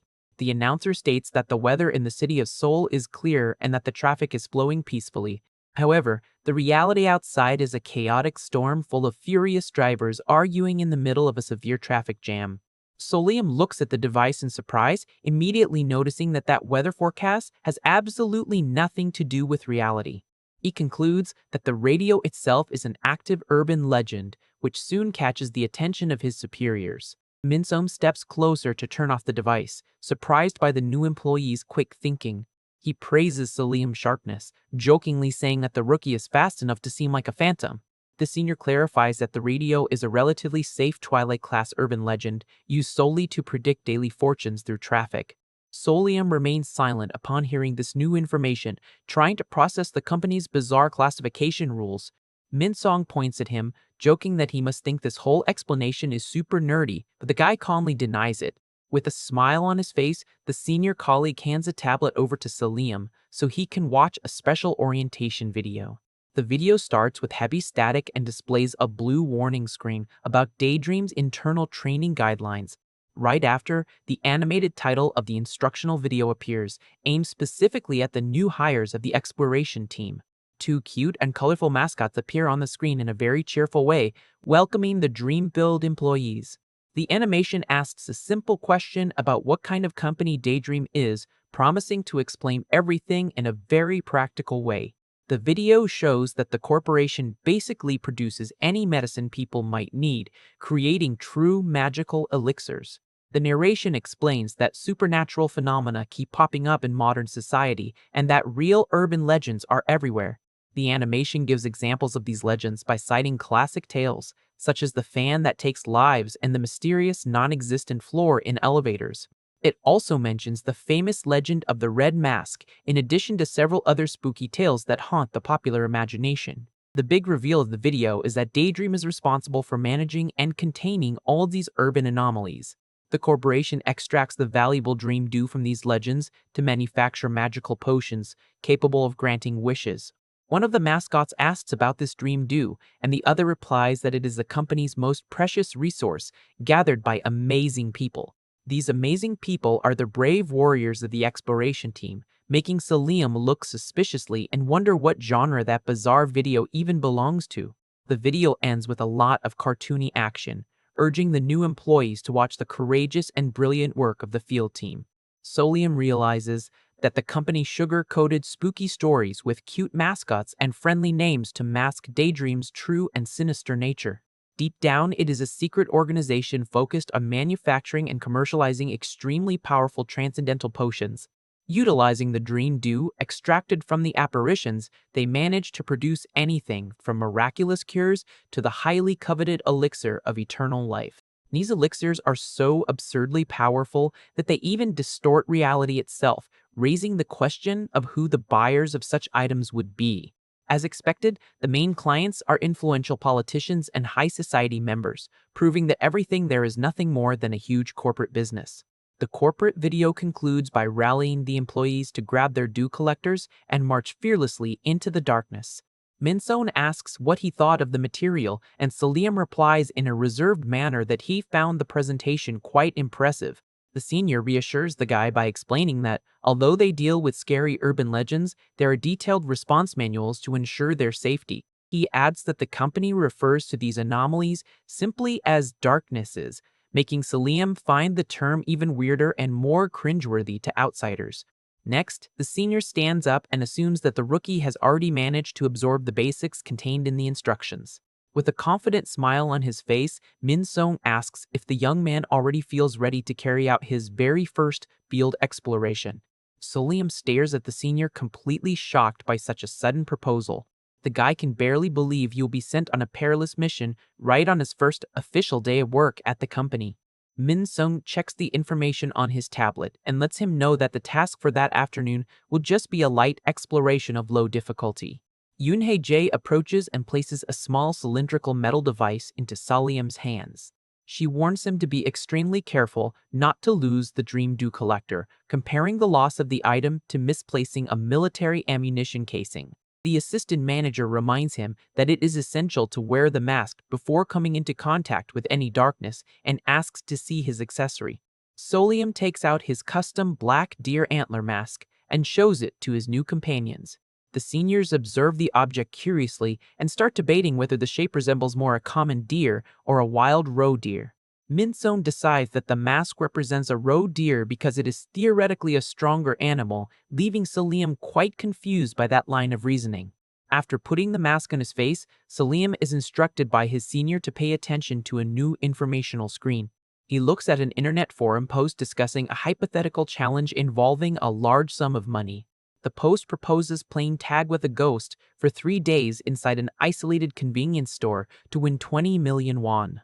Upon scrolling down the page, a disturbing visual description of the bizarre creature appears, making the young man ask what exactly that post is about. The guy summarizes that the challenge proposes surviving in an empty convenience store to earn a financial reward, but feels that something is off. He finds it weird that they are showing him a silly internet post when he should actually be preparing to enter a real darkness. It is at this very moment that reality around him begins to glitch and severely distort, drawing a surprised reaction from the young man. The senior wishes him a good time with a smile that dissolves into digital noise, making Solium realize in shock what is happening. To his complete dismay, the guy realizes he has been teleported all by himself into the very urban legend of the convenience store challenge. Amidst the absolute darkness surrounding him, a small faint beam of light appears in the distance. Solium suddenly finds himself in the middle of the lit and silent aisles of a completely deserted convenience store. He confirms that he has indeed entered the darkness corresponding to that bizarre urban legend he just read on the forum. The silence in the place is absolute, leaving only the refrigerated displays illuminating the ghostly environment. Noticing the clock striking 1 minute past midnight, Solium tries to console himself by thinking that at least he will not have problems with food or shelter in there. The guy recalls that that anomaly was created simply to feed on the victim's mental shock, which theoretically means his life is not at risk of a direct demise. The initial plan of grabbing some water and simply waiting 3 days hidden away is shaken when the atmosphere begins to grow heavier. A paralyzing sense of dread washes over Solium when he notices a strange movement right beside him. He nearly loses his mind upon looking at the freezer and coming face to face with a terribly deformed human head staring at him from inside the shelf. The apparition extends a pale and creepy hand out of the fridge, trying to capture the intruder at any cost. The creature whispers that it got him, making the young man wonder what happens if he gets caught by that ghost. Without a second thought, Solium sprints away through the narrow aisles of the convenience store. He remembers a crucial rule of that urban legend that dictates that if the victim is caught, the game restarts from the beginning. In case the phantom reaches him, the clock instantly resets to exactly midnight. This means that time rewinds back to the starting point, restarting the survival ordeal. Solium despairs at the realization that he would have to endure that agonizing pursuit for 3 consecutive days, preferring to pass on rather than go through this eternal loop. Worse yet, if caught at the last second, the guy would be eternally trapped in an endless cycle of resets without ever being able to escape. Fearing losing his sanity completely before completing the deadline, he concludes that he needs to find a shortcut or an alternative method to beat the challenge. The guy decides to sneak around carefully, figuring that the best thing to do at first is to hide under the counter to analyze the situation calmly. However, the horrendous wide-eyed apparition bizarrely resurfaces right within his field of vision in the darkness. The monster stretches its neck grotesquely to peek under the counter, forcing Solium to hold his breath in absolute terror. Curled up under the counter, Solium covers his own mouth in complete desperation so as not to make the slightest noise. The phantom with distorted features stares closely at him, making the atmosphere even more suffocating. the bizarre ghost with long black hair floats silently down the narrow aisle. Solium realizes he narrowly escaped and thinks that monsters just love this kind of creepy cliché of popping out of nowhere. He notices that any sudden movement will give away his hiding spot and that he cannot even use his cell phone due to the screen light. Concluding that his only salvation is his own memory, he tries desperately to recall any loophole or anomaly in the reports he read. He recalls an irregular case report where the survival time in an abandoned house flowed in a totally unexpected manner. A brilliant idea begins to emerge in Solium's mind as he connects the clues from that document. He remembers that the more popular an urban legend is, the more anomalies and exceptions users tend to add to its lore. Initially, the rules are strict, but the exhausting repetition of the same patterns ends up boring readers over time. That is when content creators start inventing bizarre exceptions to keep the story engaging. These little twists are introduced into the narrative precisely to break the predictability and boredom of the original rules. The abandoned hospital case he recalled was precisely one of those exceptions created to bypass the time system. Although the challenge was supposed to last 12 hours, it took the team an additional 4 hours to manage to escape the location. He tries to force his own mind to remember what the specific temporal anomaly was that altered the duration of that mission. Suffering from a severe headache due to the effort, he tries to retrieve the crucial detail of what exactly went wrong at the hospital. He finally remembers that the delay occurred because the investigators did not receive the end-of-shift notification from the ghost doctor. On that occasion, one of the employees had accidentally cut the telephone wiring at the reception desk. Even after 12 hours of the mission and it already being early in the morning, the sun still had not risen because of that technical error. The apparition only disappeared and the game only ended when the wiring was restored and the doctor answered the end-of-shift call.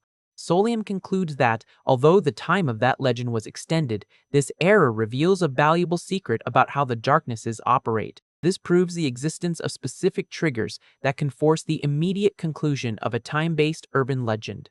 If the game did not end because the trigger failed, the opposite must also be true in case he manages to activate that trigger ahead of time. Suddenly, an audio announcement requesting the presence of all employees begins to echo through the store's speakers. He is faced with the bizarre repetition of that same automated message resonating from all corners of the establishment. He realizes the ghost knows where he is and decides to act once and for all, refusing to give up without a fight.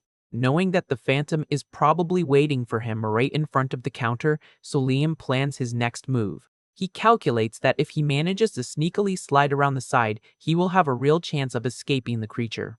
Unfortunately, a gigantic and horrifying hand emerges from the dark and grabs him brutally with a victorious whisper. Solium cries out in pain upon being captured, causing the system to restart the simulation instantly. Back in his initial hiding spot, he urgently realizes that he needs to quickly find the trigger to fast forward the end of that game before he loses his mind. His eyes turn to the automatic glass door at the convenience store entrance.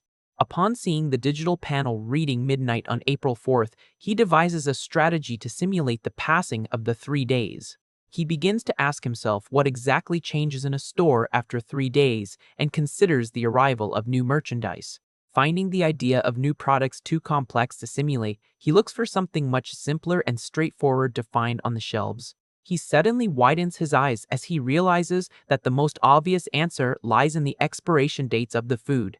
Since convenience stores throw away expired goods, if he finds a food item that expires in 3 days and rings it up at the register, he might force the deadline to end. He scours the shelves and finds a lunchbox whose expiration date is precisely April 7th. With the product in hand, he quickly positions himself behind the counter to try to operate it. Solium turns on the cash register monitor, which emits a faint and eerie glow in the dark. The keyboard and barcode scanner of the register are right in front of him, ready to be used. He tries to calm his nerves upon noticing that the apparition has not reappeared to chase him yet. Knowing that register systems have adjustment features, he decides to advance the internal date to 11:59 on April 7th. With a trembling finger, he presses the system's confirmation button, desperately hoping that it works. To his immense relief, the screen displays a notification confirming that the date change was successfully completed. Solium gives a smile of pure satisfaction, seeing his bold plans start to work out. Immediately, the computer triggers a red alert blaring that there are expired products about to be discarded in the store. However, the celebration is short-lived when the ghost's gigantic eye resurfaces from the shadows to watch him. The horrendous silhouette covered in dark rags begins to slowly materialize in the center aisle. Suddenly, the creature throws itself to the floor and starts crawling in a bizarre and extremely fast manner towards Solium. Solium tells himself not to look back and to just focus on finishing the checkout no matter what. Ignoring his dread, he swipes the lunchbox's barcode across the register scanner, which glows intensely. With the phantom leaping toward him from the shadows, the computer displays a message asking if he confirms the entry of the expired item. Without hesitating for a single second, the guy reaches out and confirms the operation in the system. A sharp electronic beep echoes through the establishment, cutting the suspenseful atmosphere in that very instant. The screen confirms that the product's disposal entry was officially completed in the system. Solium takes a deep breath and looks up at the ceiling, feeling an indescribable sense of relief for having managed to finish the process. A few water bubbles float and pop in the air, symbolizing the dissolution of that darkness. Suddenly, the gloomy environment vanishes and the young man finds himself back in the brightly lit Group D office. The small receipt printer makes a printing noise, proving that his master strategy worked perfectly. He sighs in relief, confirming that humans indeed need sunlight to maintain their sanity and survival. However, he gets a huge scare when the cash register drawer suddenly bursts open with a loud thud. Solium looks inside the compartment and comes across stacks upon stacks of banknotes gleaming in front of him. The guy remembers a piece of trivia in the forum's footer that mentioned that the completion of that urban legend actually rewarded the winner with hard cash. He finds it funny, the irony that the scary phantom, at the end of the day, was just a generous guy who liked handing out prizes to whoever beat his little game. Meanwhile, right outside the company headquarters, the seniors are chatting, assuming that the newcomer will take at least 3 days to return from the mission. Ha-jae stretches out, complaining that writing reports is a total drag, while Min-sum agrees, laughing at the office situation. The conversation is interrupted when Min-sung's tablet starts buzzing persistently in his hand. Suddenly, an intense glow fills the hallway of the corporate building, catching the attention of everyone nearby. The senior widens his eyes, seeing Solium calmly walking out of the transfer area with his head down. The rookie extends his arm and casually lets them know that he already managed to completely fill the darkness dew collector. The system screen makes the unprecedented feat official, revealing that Solium overcame a minimum 3-day challenge in just 1 hour and 24 minutes. Ha-jae remembers that a little over an hour ago, she was peacefully lighting a cigarette on the building's balcony. She had been reflecting on the fact that Group D's newest recruit was trapped all alone in a terrible urban legend. She considered the 3-day scenario relatively chill since there were supplies and thought of that initiation test as a healthy team tradition. Solium's cell phone rested silently on the office desk during that entire period. The veterans recalled that many rookies ended up quitting because of this extreme initiation, which always led to heavy scoldings from the Human Resources Department. However, they kept the strict test because they knew that anyone who could not handle that pressure would end up easily losing their life on the more dangerous real missions. They admit that seeing a teammate, especially a young rookie, pass away in the field is a pain that no one there ever wants to witness again. A broken mask floating in the water, surrounded by funeral flowers, illustrates the tragic loss of former members who did not make it out of the darkness. Min-sung comments that the new guy really seemed different from all the other recruits who had passed through there. Both fully agree that there is absolutely nothing normal about Solium's personality or behavior. The assistant manager points out that the boy demonstrates uncommon composure and coolness in the face of danger. Min-sung praises the rookie's nerves of steel, noting that most people panic when they uncover the truth about the company, while he did not even blink. She smiles, commenting that even the team leader seems to have taken a liking to the young man, as everyone loves fearless people. Taking a drag from her cigarette, she concludes that cowards do not last long in a sector that investigates hauntings on a daily basis, and that a weakling would not even pass the initial test. Little do they know that Solium is, in fact, a massive scaredy cat who only managed to survive using sheer cleverness and desperation. Totally fooled by the charade, the two seniors nod in satisfaction, thinking they have found a golden recruit.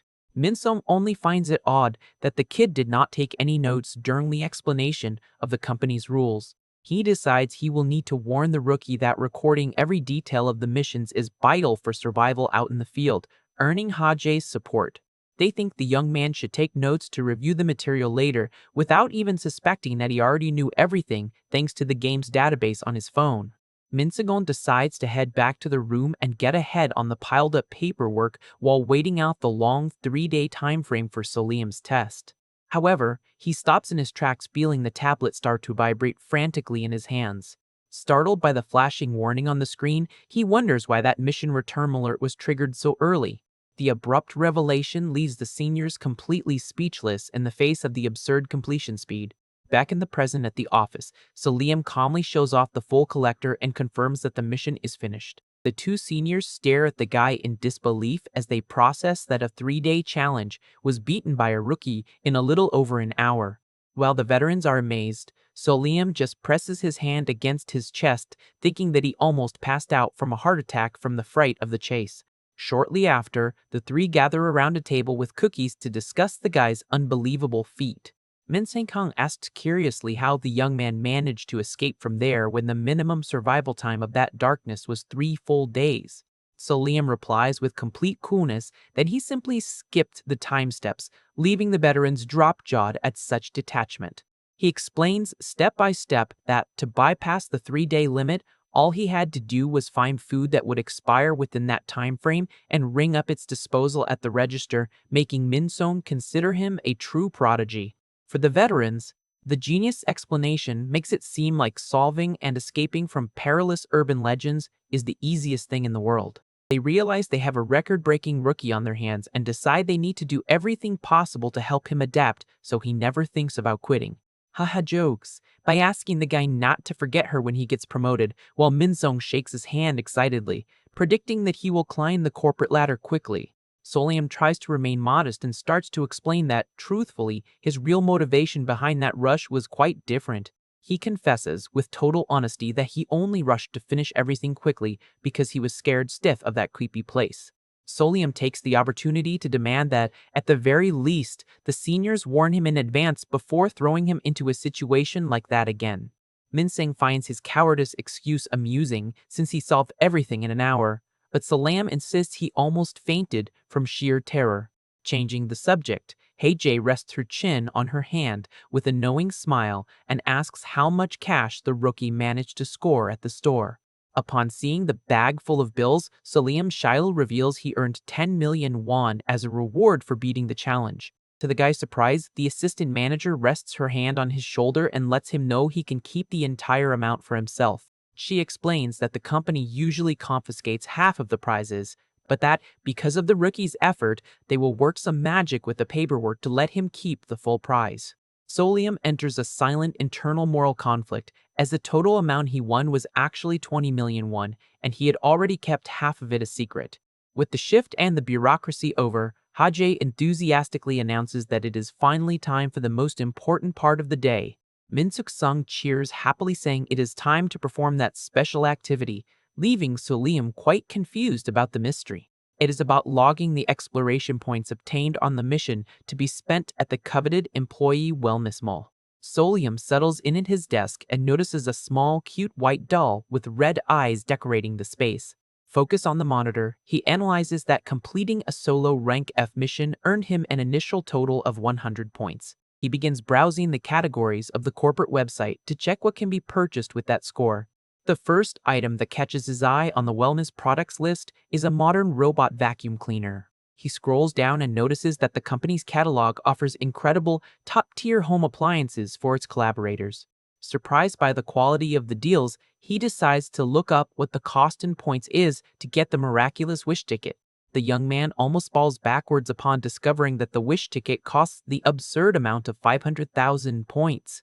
Doing the math quickly, he realizes in despair that he would need to complete rank F missions every single day for 15 years in order to redeem the item.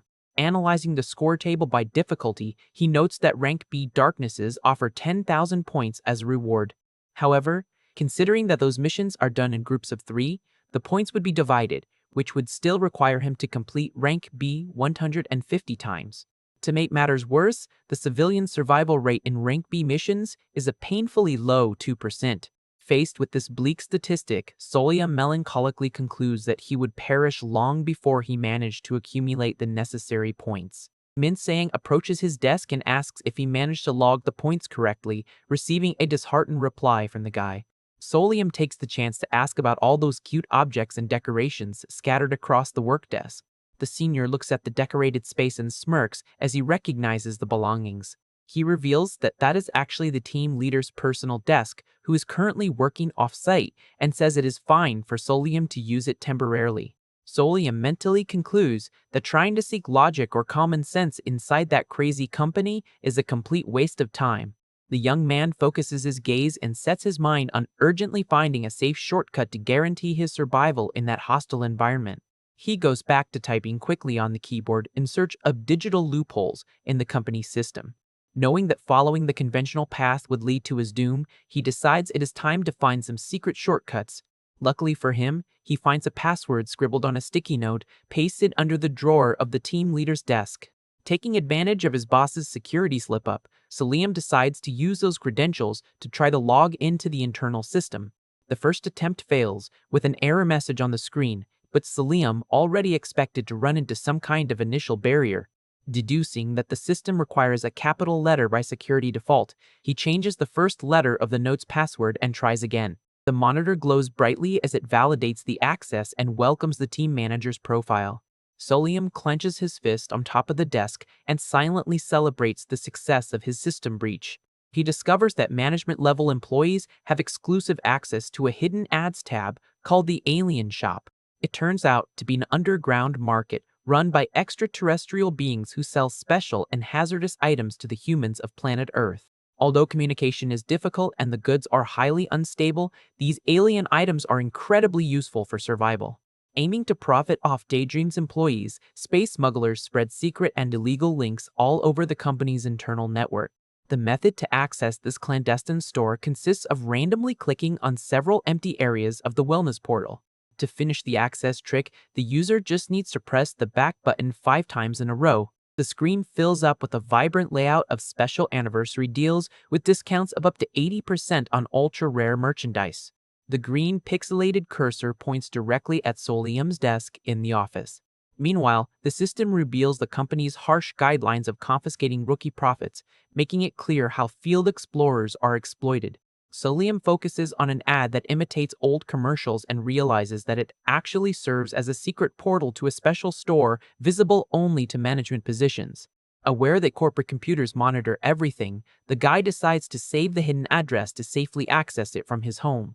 He amusingly pictures what it would be like to get abducted by aliens right in the middle of his bedroom. Now in the comfort of his private space, he grabs his cell phone ready to type in the mysterious string of characters he saved. Solium carefully types the unusual address into his smartphone's browser. Suddenly, the screen starts distorting chaotically with vibrant colors and simulated digital glitches. The bizarre sequence of visual errors intensifies, covering the entire display with disjointed, flashing characters. The display finally stabilizes and opens the Space Shop interface, highlighting a list of extraterrestrial products for sale. However, Solium finds the site's layout extremely outdated and complains that the design was not even optimized for mobile devices. Even so, he knows he should not lower his guard just because of the portal's simple appearance, as the merchandise hidden there is incredibly valuable. With a click on the confirmation button, he eagerly moves forward to see the catalog of special items. The product list is revealed with astronomical prices and eccentric names that seem straight out of an urban legend. To his surprise and relief, the young man discovers he already knows the utility of more than half of those mysterious artifacts. He accurately remembers the practical effects of the hunting silverware, the two-way radio, and the picnic kit. Even though there are new items in the catalog, one of them cost way beyond the 20 million one he earned in his last challenge. Solium coldly analyzes his options to secure the best survival strategy and picks the most advantageous choices for the moment. The cell phone displays an animated loading screen showing his funds being transferred directly to the space vendors. The transaction is successfully completed with a fun sound alert indicating that the order has been shipped in a fast delivery rocket. The young man is quite surprised by that strange and unusual method of express transportation. A timer of just 3 seconds pops up on the device's screen, starting a quick countdown. At the exact moment the time hits 0, two mysterious cardboard boxes appear floating out of thin air right in front of his hands. Solium is completely taken aback as he holds the shiny packages sent directly from the alien shop. Impressed by such efficiency, the guy thinks that despite being dangerous, that bizarre world can also have its awesome perk. He starts opening the boxes very carefully to inspect the new equipment up close. Stashed inside the packages are Alice's picnic set and the silver coin snake. The first acquired resource allows the wielder to alter the effect of other items, being able to double the power with the drink or cut it in half with the cookie. He concludes that the kit will be essential for emergencies and moves on to examine the silver coin snake. Solium admits he impulse bought the ancient coin when faced with the huge markdown from its original price. Despite the impulse, he justifies the decision by explaining that coins from ghost stories serve as a great long-term investment to trade for cash down the line. Clasping his hands in a comical prayer, he tries to convince himself that that purchase was guided by totally cold and rational judgment. As for the other products on sale, the guy decided to ignore them simply because he would have no practical use for them right now.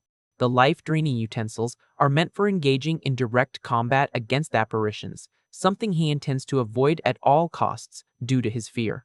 He even ironically reflects on whether it would be physically possible to extract fluid from ghosts without tangible bodies. And as for the broader walkie-talkie, it would be unfeasible to try to convince his superior to use it on a daily basis.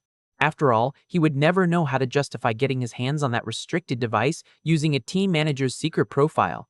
Satisfied with his analyses, the young man rejoices upon confirming the acquisitions in his account. With that, he updates the list of belongings in his inventory, feeling much more prepared for whatever comes his way. Solium notices that, oddly enough, the experience of buying fictional items with real-world utility brings a feeling of pure satisfaction. But his excitement dampens when he remembers the terrible detail that, in that world, the hauntings are also very real. The next day, back at Daydream's imposing building, the team gathers to plan an invasion into a new, routine darkness. Minsom tries to reassure the rookie by revealing that the challenge is only a rank D, but the young man feels immediate dread as he recalls his traumatic test. Ha-She points out that he will do just fine now that he has a detailed manual to follow, which cheers the guy up a bit. She hands over a tablet containing the instructions for the Tuesday quiz, a darkness where the intruders must participate in a trivia game. Upon reading the guidelines, Solium understands that answering the ghost's questions incorrectly will result in tragic and permanent punishments. Minsom offers to print the file in case the rookie prefers making physical notes to help out during the mission. However, Solium surprises both veterans by calmly replying that he does not need paper because he has already memorized every single detail. The teammates are left completely shocked and speechless at the guy's abnormal cognitive capacity. Faced with such a prodigy, the senior smiles in satisfaction and predicts that the group leader will be delighted to work alongside such a brilliant and smart rookie. Solium realizes that, come to think of it, he still has not actually met the Group D leader in person. Even though he thought they would meet in the afternoon, his plans are abruptly interrupted by an urgent phone call. On the phone, Ha-She explains that the team leader is still busy sorting out external issues and will not be able to return to the office anytime soon. She hangs up, irritated, and questions if the higher-ups have lost their minds by ordering that only the three of them, the veterans and the rookie, head into the mission without backup. Min Seong reminds them that, since it is the end of the month, the company desperately needs to meet its performance goals at any cost. The assistant manager turns to Solium and asks if he really memorized the entire answer key, making the guy ponder if a negative reply would cancel the task. However, the senior quickly chimes in enthusiastically with his hands up, guaranteeing that the prodigy rookie will breeze through any obstacle, leaving Solium totally despairing on the inside. Given that, she puts on her suit with determination and announces that they will have to solve that darkness on their own. While pretending to agree stoically, the young man is consumed by regret for having secretly taken those 20 million won, feeling that destiny is punishing him right now. To make matters worse, the biggest problem with that mission is that he had never read anything about this so-called Tuesday quiz in the data logs of his previous game. He notices with concern that the corporation's anomaly catalog is much vaster than he imagined, since the system yields no search results for that specific urban legend. According to the manual, the method to enter the rift is quite simple. merely requiring the participants to sign their names in the sender section of an old postcard. They use their field code names to sign the card, with Salim writing the code name Dear on the paper. The log describes the legend of a man who found a weird invitation in an old magazine and ended up being forcibly dragged into a bizarre television show. In the very next instant, a blinding golden flash takes over the environment around the group. Upon opening their eyes, they find themselves standing before a stage, lit with spotlights and the entire typical structure of a recording studio. The festive mood is carried by an upbeat song played by a stylish background band. The venue features an audience of enthusiastic shadows who closely follow the start of the spectacle. Min Sung and Hajae take their spots behind individual contestant podiums, wearing elegant white masks to protect their identities. Solium is also positioned at his own stand under the direct lighting of the spotlights, wearing his mask decorated with deer antlers.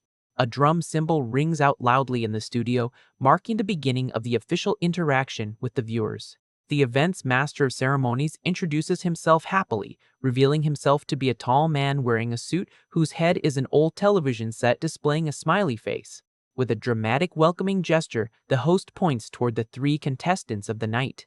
He officially welcomes the rookie and advises that, despite the natural nervousness of a TV debut, a beautiful smile is the secret to any successful performance. The host's display instantly changes to a huge, glowing, smiling mouth, leaving Solium quite shocked by that electronic anatomy. The host asks the cameras to get ready while striking theatrical poses, confirming that talking television is indeed the phantom running the show. He asks the audience to give one last round of enthusiastic applause to start the official quiz. Under the watchful eyes of the shadows in the audience, the host strikes a triumphant pose in front of the participant stands. The entire studio vibrates with a flood of loud applause and colorful confetti raining down on the stage. Solium starts to relax a bit upon noticing that the atmosphere of that place is much less scary and macabre than he had predicted in his worst nightmares. Thinking of the apparition simply as an entertainer wearing an exotic television mask helps him greatly to keep his cool in the face of the mystery. Furthermore, the nostalgic set structure modeled after an American game show from the 1970s feels almost cozy to him. However, right in the middle of those optimistic thoughts, an unexpected detail catches the guy's attention and makes his expression drop suddenly. Solium freezes for a moment upon realizing that something very serious is out of place in those game memories. He tries to piece together the information he read in the security report and the trivia script saved in his head. A drop of cold sweat runs down the young man's face as he realizes the terrible mistake they have gotten themselves into. Oblivious to Solium's concern, the host points forward, cheerfully announcing that the game is finally going to start. The panel displays the number 3 in the countdown, while the game system reveals the official identification data for that anomaly. As the countdown ticks down to 2, the logs point out that area was ground zero for a brutal disaster that resulted in countless casualties in the past. To Solium's sheer panic, the actual classification level of that darkness is in fact the dreaded rank A. In the final second before the start, Solium breaks into a full-blown panic as he faces the perilous abyss they have just dived headfirst into. The classic intro graphic with the look of an old film reel begins to roll on the set's televisions. The nostalgic images quickly give way to terrifying frames covered in dark splatters and deep darkness. It all originally started as a simple rank D anomaly based on American game shows from the 1970s until it turned into a total catastrophe. The host on screen greets the viewers with enthusiasm and welcomes them to the dreaded trivia quiz. Although the host explains that the show features different themes for every day of the week, there was never any report of intruders making it out to tell what happens on the other days. The paramount rule establishes that safe entry and progress through the challenge are only possible during the corresponding specific episode. That is the only designated moment for the bizarre show's production to welcome the new contestants. Up until episode number 110, the agents had completed nearly 100 flawless missions with 0 personnel losses using the safety answer key. However, all that impeccable calm was about to brutally fall apart during the tragic 101st episode. The show's host excitedly announces that it is time to introduce the contestants for the night. He calls out each of their codenames: Badger, Peregrine Falcon, and, finally, Mr. Deer. The entertainer hypes up the audience by asking if the trio will manage to keep their impressive winning streak intact once again. With a shower of confetti, he officially declares the 110th episode of the Tuesday quiz show open. Hearing the episode number, Liam breathes a sigh of relief as he calculates that the 110th episode equals, in fact, their 99th exploration, and not the 100th, which is the one marked by disaster. Hache gives the rookie a sideways glance, noticing the slight shift in his posture. She and Min Sung exchange knowing smiles, totally confident that everything will go smoothly as usual. The guy tries to calm down by thinking that, realistically, the odds of a catastrophe happening precisely today are very low, and the tranquility of his seniors helps soothe his nerves. Even so, he grips the podium, mentalizing that he cannot drop the ball under any circumstances inside a darkness. The rulebook printed as a memo strictly warns that any disrespect or interruption during the live broadcast will result in immediate elimination by incineration. Since the show is recorded in real time, any minimal behavioral slip-up in front of the cameras can be disastrous. This means that any improvisation or action outside the pre-established script is practically a one-way ticket out for the intruders. The host notices the rookie's stiff posture and asks if he is all right, hearing the perfect excuse from the guy that it is just the classic jitters of debuting on television. Satisfied with the player's answer, the creature smiles through screen static and decides to kick off the competition with a very easy question. The first question displayed on the panel asks which of the listed elements is not part of the natural composition of a human body. Min Sung quickly answers that the correct choice is number 4, soil, and the host happily confirms the contestant's point. The senior receives enthusiastic applause from the invisible audience for his speed and accuracy in his answer. In the following round, Haje also secures her point with ease, keeping up the group's good pace. When it is Solium's turn, the host dramatically narrates that Mr. Deer seems to be facing serious difficulties in deciding on the correct answer. Solium takes a deep breath and selects option number 3, suffocation, while the host builds suspense over the fate of the player who chose such a grim answer. The correct sign is raised, and the audience claps once again, while the guy tries to stay calm, knowing he had the answers memorized beforehand. The game continues flowing perfectly according to the manual, with the trio answering correctly in each new round and getting ever closer to a safe exit. Given such success, the production enthusiastically announces that the participants are about to face the big final question of the night. All the studio's attention turns to the young rookie's stand for the conclusion of the episode. The host asks if he is properly prepared for the final challenge and gets a firm response from the guy. The colorful bumper plays, indicating that the decisive moment has indeed begun. The final question asks at what exact percentage of blood loss a human being inevitably fails to survive. With the panel glowing brightly behind him, the guy prepares to state his answer with utmost seriousness. The young man begins by saying that the correct options are number 1 and number 2. But he does not stop there and confidently states that options 3 and 4 are also correct, leaving the talking television in a state of utter shock. He justifies his bold answer by scientifically explaining that, although human life is at risk with 30 to 40% of blood loss, a fatal outcome is a guaranteed result at higher values. The host is impressed by such intellectual audacity and declares that picking all the choices was a genius move. Faced with the question of whether he would like to change or reconsider his choice, the guy shakes his head firmly. He reiterates with absolute firmness that he will keep his multiple-choice answer without any changes. The host reveals that the answer initially planned by the show's writer was solely number 1, making the rookie anxious for a split second. However, the television monster excitedly ponders that Mr. Deer's logical explanation was infinitely richer and more worthy of highlighting for the broadcast. He decides to accept Liam's bold move as a perfect answer, making the young man sigh in immense relief for having made it out safely once again. With the audience's applause echoing loudly, the 110th edition of the show is officially wrapped up by the host. With the broadcast over, the veterans immediately relax their tired postures while waiting for the reveal of the big winner of the night. A large digital scoreboard on stage declares that Mr. Deer has been crowned the most valuable player of that round, under a well-deserved shower of applause. He receives a beautiful trophy from the production team while murmuring embarrassed thanks, not quite understanding the reason he receives so much attention. Either way, he sighs in relief upon realizing that the nightmare has finally ended successfully. With the recording cameras being turned off one by one, the portal of darkness begins to open for the team's safe exit. The final television broadcast cuts out with static, promising even more mysterious and spooky news for the next day's show.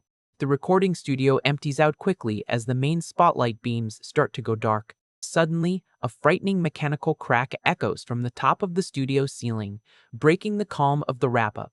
The other shadowy participants in the audience also freeze in fright and look straight up, searching for the source of that weird sound. Minsong and Hajae feel a chill down their spines as they notice that the safe exit environment has suddenly stopped working. Everyone present starts exchanging confused and frightened looks over that absurd glitch in the flow of the darkness. Panic truly sets in when the electronic countdown panel flashes brightly as it registers the dreaded number 100 for explorations. Solium notes in horror that the other frightened participants in the studio are, actually, fallen members of Daydream's field exploration team. The guy wonders in despair how all those lost souls ended up trapped precisely inside the very same darkness. Minsong starts sweating cold upon noticing that the episode count has changed drastically and that something very strange is happening in the studio. He remembers with concern the manual's stern warning about the perilous consequences of interfering in any way with the show's live broadcast. Suddenly, intense and destructive flames burst out of nowhere on top of one of the recording podiums. Hajae focuses her frightened gaze toward the fire, realizing that the situation has completely spiraled out of control. The television host bizarrely celebrates the element of surprise and announces he will give a sneak peek of next week's new contestants. Solium looks shocked to his side and sees only a great pile of ashes where the eliminated participant previously stood. The young man desperately tries to suppress any physical reaction, remembering that the red camera lenses are still recording his every move. He knows perfectly well that showing panic or disrespect in front of the recording will cause his prompt and painful elimination via incineration. Pressing his trembling hands against the cold metal of the stand, the young man mentally laments his terrible lack of luck. Using his incredible skill at keeping up appearances, he forces a confident smile for the cameras while holding the trophy and bidding farewell to the audience. The festive soundtrack starts playing loudly again in the studio as the host begins to step off stage under colorful confetti.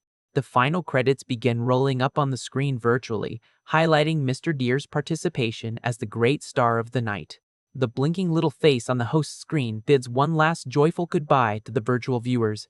As soon as the broadcast ends, the master of ceremonies lets out a tired sigh and admits in a complaining tone that he almost ruined the live show. One of the shadowy stagehands begins hurriedly sweeping up the ashes of the incinerated contestant to clean up the studio. The master praises Salim's quick thinking and asks if he would like to become a regular participant in upcoming editions, receiving an immediate refusal from the guy. He laments the refusal and turns to console the other shadowy participants, cynically justifying that the earlier incident was just a minor bump in the road.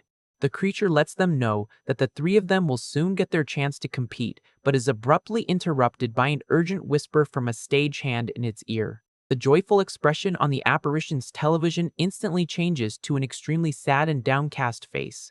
The host clasps his hands and announces in a melancholic tone that he has some rather difficult and delicate news to deliver to everyone. He reveals with deep sadness that the famous and traditional Tuesday quiz show has just been officially canceled by the production. Solium grows apprehensive, hearing that the show is not actually over, but rather that the classic trivia format has been permanently replaced by another attraction.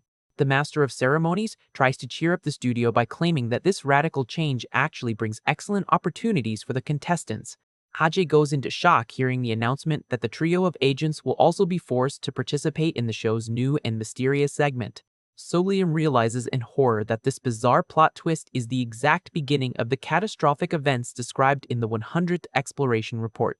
The corporation's records indicated that the anomaly would start in the exact same setting as past broadcasts. However, due to the fact that a brilliant contestant had gotten 99 consecutive answers right, the production deemed the quiz too monotonous and decided to change the attraction's name and format.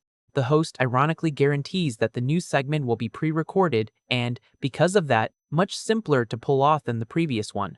He enthusiastically explains that he will now only take on a supporting role in the new production, but his speech is interrupted by a shout of command from the agents. Hajae firmly turns her back to the stage and coldly states that, since they have already fulfilled their participation quota, they are leaving right away. The host's display glows in a sinister and threatening red as he questions if the contestants truly intend to abandon the studio before the official end of the recording. Tilting its electronic head toward the assistant manager, the creature warns that the rules on the postcard were clear regarding the prohibition of leaving midway through filming. A monstrous, glowing face forms on the Phantom's display, aggressively pressuring the group into accepting the terms of the new spectacle. Gritting her teeth in sheer frustration, the assistant manager complains that they were in no way prepared to face 2 consecutive broadcasts. Solium watches the tension escalate rapidly and mentalizes that he needs to intervene immediately before his superiors make a disastrous mistake in front of the cameras. He calmly speaks up and tries to negotiate a peaceful exit, suggesting that the group return another time once they are properly prepared. Desperately searching for any plausible excuse to escape that rank A trap, he promises that the team will return next Tuesday without fail. However, the stagehand holds up a sign indicating that the preparations for the new show have just been successfully completed. Completely ignoring the young man's pleas, the master of ceremonies orders everyone to take their new spots to kick off the new recording. Solium distressingly realizes that it is impossible to use logic with that irrational creature focused solely on its television ratings. The classic recording sign flashes brightly on the screen with the cue word for the cameras to start rolling. Several classical music sheets begin falling from the studio ceiling onto the decorated stage. The lively host welcomes the audience and proudly announces the start of the newest and most exciting segment of the television show. Holding a red promo card, he reassures the audience by claiming he has prepared an evolved version of the old trivia game. He delivers a poetic speech about how music and human voices are capable of touching the depths of the soul, leaving the group of agents increasingly tense with a suspense. The host finally reveals that the new and spooky attraction for the night is called the Tuesday Choir. He introduces the segment's special guest, revealing it to be a monstrous, pig-headed being that sheds crimson tears, nicknamed the Terrible Butcher of Melodies and Conductor of Purgatory. However, the tense and scary mood is suddenly broken when the pig monster awkwardly and sleepily appears under the spotlights, making the host ask for a brief pause in the recording. The show's master of ceremonies celebrates happily upon noticing that the pig conductor's equipment has finally arrived on stage. From the studio ceiling, several silver platters suspended by fine chains begin slowly descending onto the stage. The host asks with suspense who will be the first contestant to officially join the grim choir. Determined to put on a good show, he decides to give the honor of the first round of questions to one of the fresh faces in the audience. A strong reddish spotlight turns on right above the unlucky chosen one, who immediately panics upon realizing the danger. The question of the round asks which of the listed creatures has the longest average life expectancy. Trembling in fear, the guy stammers that the correct answer is number 2, human, and the master of ceremonies immediately confirms the right answer. Even though the host congratulates him on his victory, the poor contestant is brutally separated from his body in a fraction of a second. The new segment is led by the dreaded Conductor of Offerings, who summons 13 cursed silver platters to make up his bizarre orchestra. The guy's red fluid drips warm over the sinister decorations of one of the newly arrived silver platters. The pig-headed conductor victoriously raises his baton upon seeing that the choir's first member has finally taken his post. The freshly separated head, now merged with the silver platter, starts streaming, melodically and desperately, repeating the word human non-stop. The separated heads of the contestants are fused to the platters and forced to reproduce different sounds and repetitive phrases to form a grim a cappella arrangement of up to 7 voices. The bizarre singing of that first head begins echoing through the studio, inducing splitting headaches, extreme anxiety, and panic in everyone present. In the midst of despair, the separated head continues its gloomy melody, insistently calling out the name, Siyan. The blonde girl breaks down in tears, recognizing the voice of her beloved, realizing the tragic and terrifying reality of that perilous game. Showing absolutely no empathy, the host cheerfully points toward the next contestant in line. The guy chosen by the red spotlight trembles in terror, realizing his turn to face his doom has come. In complete desperation, he screams that he would rather take any regular punishment than be separated from his body, tearfully confessing he does not know the answer to the question. For violating the rules and getting the answer wrong, the guy is immediately engulfed by devastating flames and incinerated on the spot right there on stage. Minsung and Haja watch the tragic scene completely paralyzed, while the host's ironic voice laments the contestants' failure to join the choir. The company's historical records indicated that it took only 5 minutes of recording for an entire team of explorers to be completely wiped out. So Liam analyzes the situation in a panic, realizing the terrible logical trap where getting the answer wrong means being scorched away, while getting it right results in being detached to become part of the choir. In this moment of extreme tension, a forgotten and crucial memory about the fate of his teammates comes to his mind in an overwhelming rush. He realizes in horror that Minsol's and Haje's names were nowhere to be found in any of the future survivor reports of the original game. The Master of Ceremonies display shifts to a rustic smile drawn in red ink and announces that it is time to call upon faces familiar to the public. The red spotlight turns on, focused right on Min Sung, calling the experienced senior to answer the next disastrous question. Under the terrible pressure of the stage, the veteran breaks into a cold sweat as he internally questions if that bizarre game will end up picking off the group one by one. He realizes the only choice left for them there is deciding between violent separation or immediate incineration. Faced with such a lack of a way out, a menacing red noose appears suspended in mid-air in the center of the recording studio. Solium stares at his own shadow projected on the floor, wearing a hangman's rope, and melancholically accepts that a scared person like him will never survive that madness. Feeling the mystical pressure of the hangman's rope start to slowly tighten around his neck, the young man feels that his end is very near. However, he refuses to give in to despair and forces his mind to work quickly to find any way out. He mentally shouts his own name to regain focus and banish the cowardice and panic once and for all. Solium understands that the crushing sensation he is feeling is not just simple fear, but the overwhelming impact of witnessing a large-scale disaster unfold right before his eyes. He remembers that, by possessing prior knowledge of all the rules and legends of that world of terror, he is still the person with the highest chance of leading the group to safety. While the insistent and torturous singing of the separated heads continues to disturb the senses of everyone on stage, the host demands an immediate answer from Min Sung. The entertainer smiles persistently, waiting for the senior to finally give his verdict under the red light.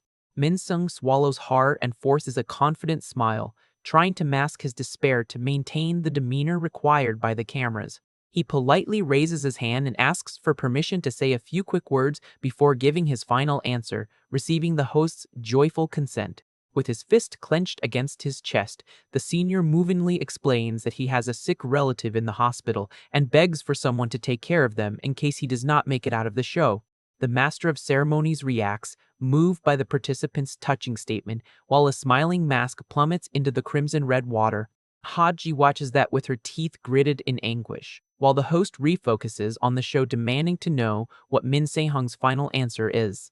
Suddenly, Solium resolutely raises his hand behind the podium and interrupts the broadcast, drawing the host's attention to himself. Min Sung looks back totally in shock at the rookie's bold attitude, while the television creature questions if Mr. Deer has something important to declare. The assistant manager goes into silent despair upon realizing Solium's audacity, knowing that irritating or interrupting the Master of Ceremonies live is extremely dangerous.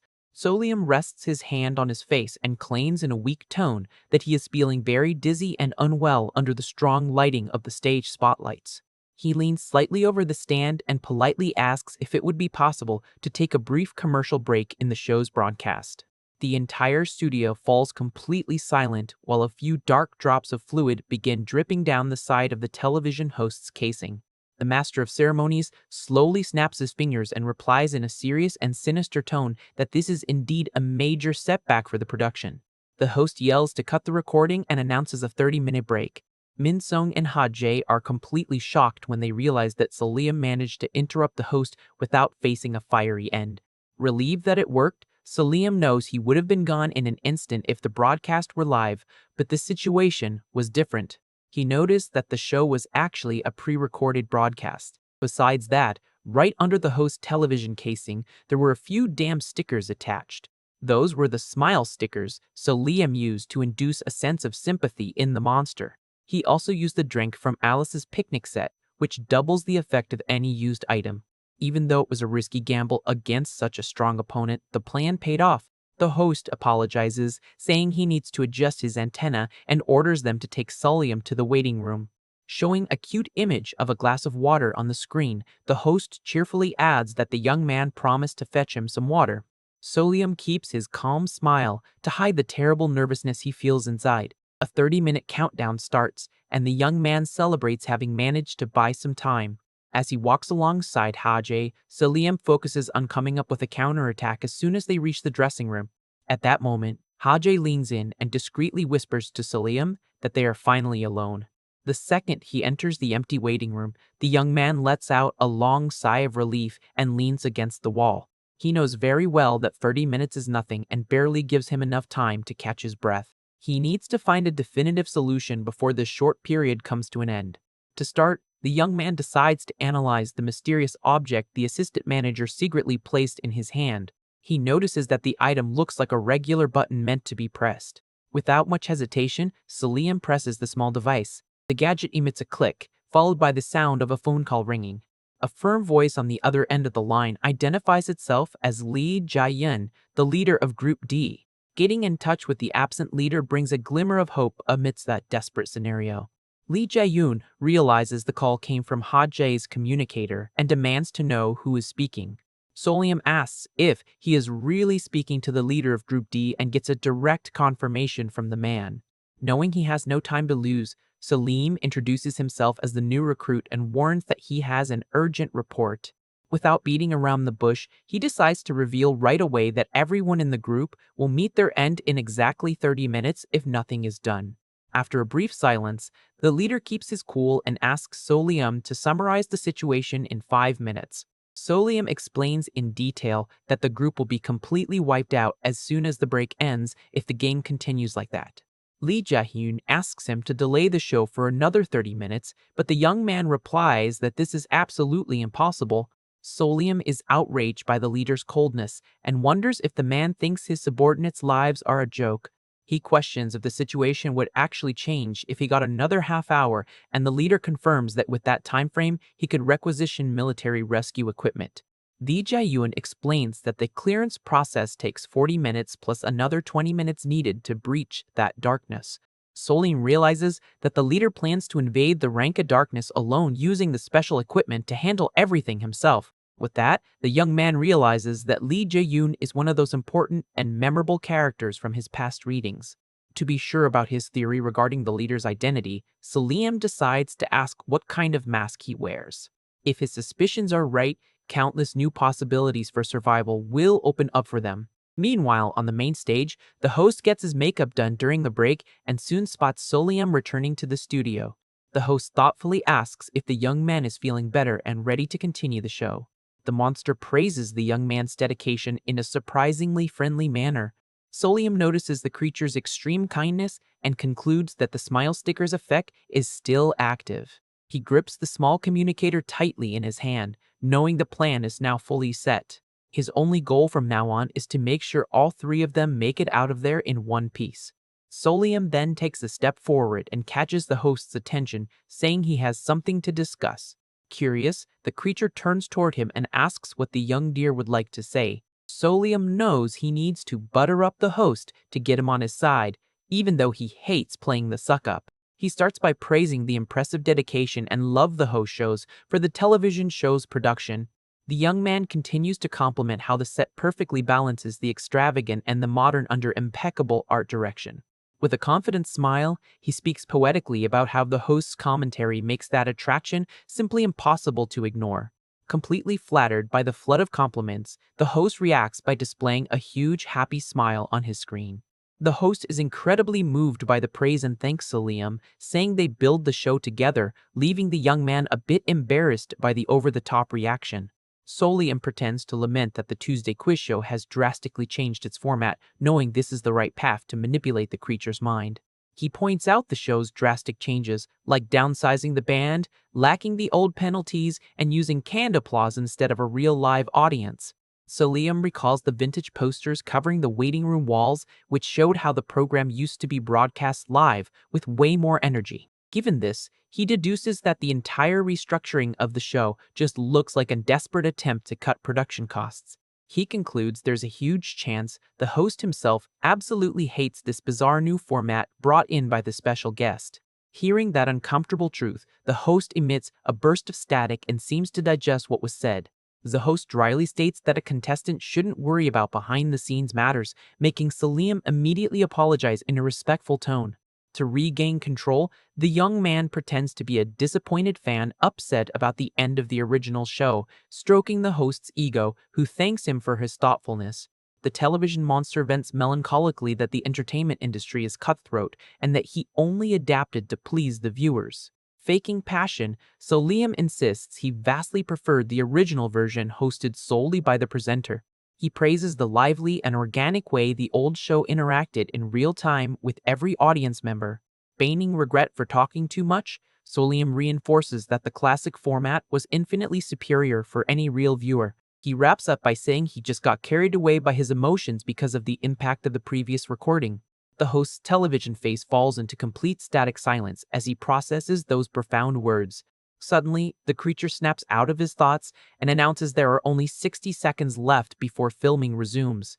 As the countdown to the start begins again, Salim mentally prepares, knowing he has already set the perfect stage for his plan. The final countdown ticks away quickly while the terrible choir of disembodied heads waits anxiously on their silver platters.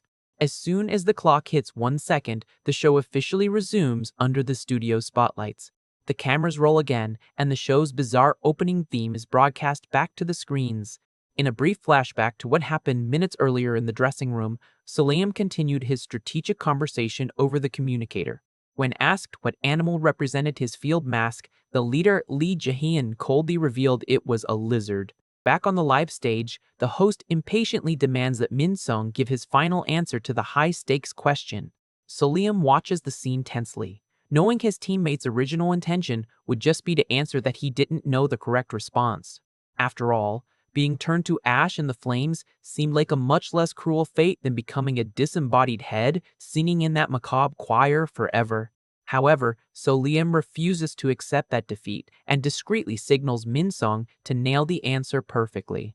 Pressuring the senior under the red spotlight, the master of ceremonies starts an aggressive countdown of just 3 seconds. Breaking a cold sweat and backed into a corner by the overwhelming pressure of the studio, Min Sung gulps and makes his decision. He desperately shouts out choice number 4, and the host cheerfully confirms that the answer is absolutely correct. Wasting no time, the host orders the pig-headed maestro to send the winner straight to his choir of disembodied heads. At the same time, on the empty table in the waiting room, a mysterious document begins to float in the air. During the call in the dressing room, Salim had confirmed with the leader if it was possible to send objects straight into the darkness using that mystical equipment. Group D's leader explained that the portal generated by the device was limited and could only transport small objects. Li Zhan instructed Salim to tear the postcard with all his might and throw it back as hard as he could. Upon doing so, a bright glowing green rift violently tore open over the shredded paper. A powerful blast of green energy shot straight out of the portal toward the stage where the pig maestro was conducting the orchestra. However, the terrifying projectile transported through the portal turned out to be just a regular red battery, which clattered noisily onto the floor. Salim watches the scene intently, knowing his theory about how the lizard mask's ability worked was spot on. The group leader is widely known for banishing darknesses through pure brute force, skipping any sort of brain power to solve the urban legends. Even though directly attacking the maestro might fail, the real target of that unusual offensive was the fragile silver platter he used. If the rank A maestro's instrument was broken, the entire broadcast would be interrupted, shattering the harmony required by the host's spectacle. Oblivious to the invisible attack, the TV host sticks to his script and happily asks the maestro to turn Min Sung into a choir member. Noticing that nothing is happening, the host calls out to his guest in a demanding tone given the silence on stage. The dreadful pig-headed maestro remains static, staring at the studio ceiling in a completely bizarre and unresponsive way. In that moment of pure tension, a strange rift slowly begins to open along the pig monster's torn snout.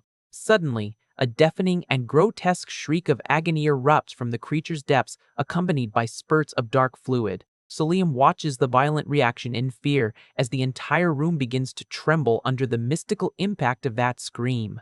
The resonance of the bizarre bellow distorts reality itself around the agents, causing dizziness and widespread visual interference. Disconnected sentences and ghostly wails begin to echo through the recording studio walls, turning the place into a literal cognitive nightmare. All of a sudden, a thick splatter of dark fluid is violently hurled straight against the television host's screen. With a chilling tone of voice and pointing straight ahead, the host says that everything is the young man's fault. He furiously yells that Solium has absolutely no respect for the integrity and essence of the television show. Faced with the disaster, the creature concludes that true entertainment should never rely on flashy guests, needing to focus on its core basics instead. The host nostalgically recalls the thrill of connecting people and the excitement of having a real audience witness the program. To him, the real magic of television was always in the butterflies in your stomach from not knowing what would happen next.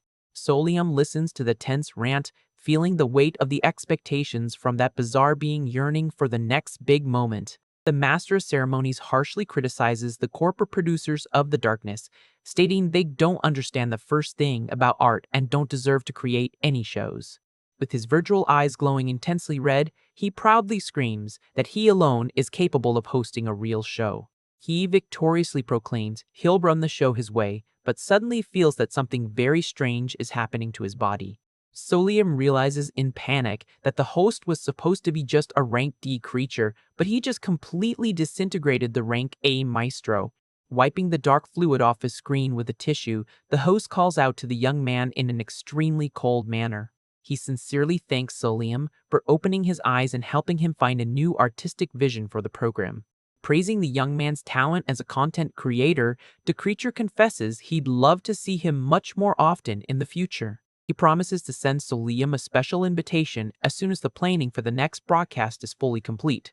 With the abrupt end to the bizarre show, the three agents finally manage to escape and realize with relief that the survival plan worked.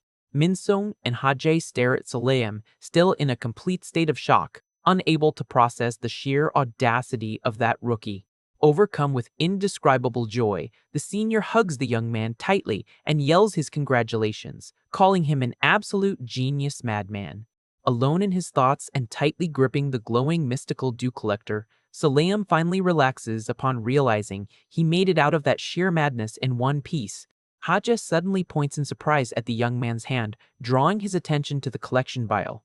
The container reveals itself to be overflowing with a glowing, high-quality golden liquid. In shock, the assistant manager stammers as she realizes the young rookie cleared a rank A darkness with just 2 days on the job. While Solium tried to physically recover from his first 2 grueling days at work, his teammates went about their routines at Daydream Inc. On the screen of one of the company's corporate computers, the system displays a welcome message for the young Go Young-yoon along with her point balance. On her 3rd day on the clock, the Team R recruit analyzes her score after successfully clearing 2 extremely low-level darknesses. She tries to comfort herself by thinking that it was a great performance for a rookie, since the weekly average was usually much lower. Even though the veterans in her division weren't the friendliest people in the world, the girl is thankful that at least they didn't go too hard on the corporate hazing. Knowing she needs to rack up 500,000 points to get the coveted wish ticket, she fills with determination to keep fighting. In a moment of pause in front of the computer, Go Young-in catches herself wondering if the other new hires are also going through the same struggles. She decides to open the exclusive chat group for the company's new recruits and views Baek Seheon's profile on the list. Thinking they should invite Solium to join the group, she gets ready to send the message through the official communicator. Suddenly, her cell phone starts vibrating intensely with a flood of back-to-back notifications. Her eyes almost pop out of her head as she reads the messages from her colleagues, panicking over the news that the rookie Solium participated in the elimination of a rank of darkness. The story then rewinds briefly in time to show what happened right after the rescue late in the afternoon of the 2nd day. Sitting in the company infirmary, Solium takes a nasty-tasting special medicine while listening to the rumors that he should be promoted immediately.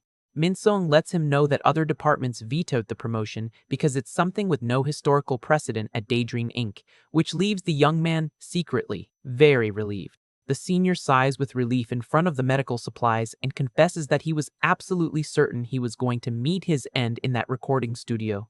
With a warm smile on his face, Minsung thanks the young deer from the bottom of his heart for saving his life. He brings a huge tray of fancy sweets as a token of gratitude, even though Solium mentally gives all the credit for his survival to his prior knowledge of the legends. Haji tries to justify the failure by saying they only let their guard down because the mission was incorrectly listed as rank D.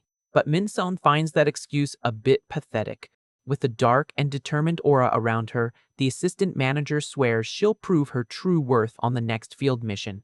She mentions the case was so bizarre and unusual that no one in the company seems to know exactly how the report was presented to upper management.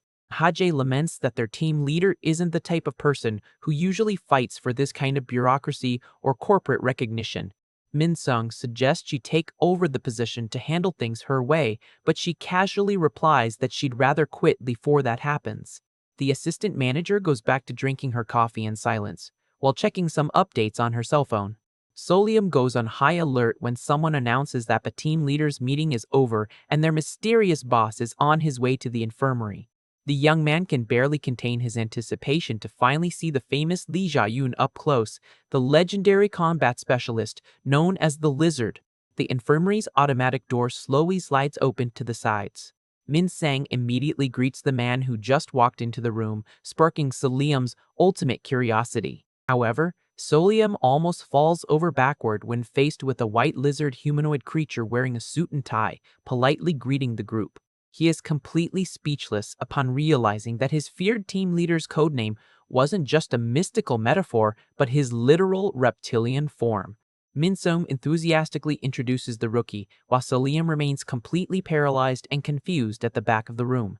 He tries to convince himself that nobody can be a real lizard and that his brain must just be mistaking his mask due to the stress of the mission. After all, the famous lizard field mask was supposed to be mystically protecting his superior's face.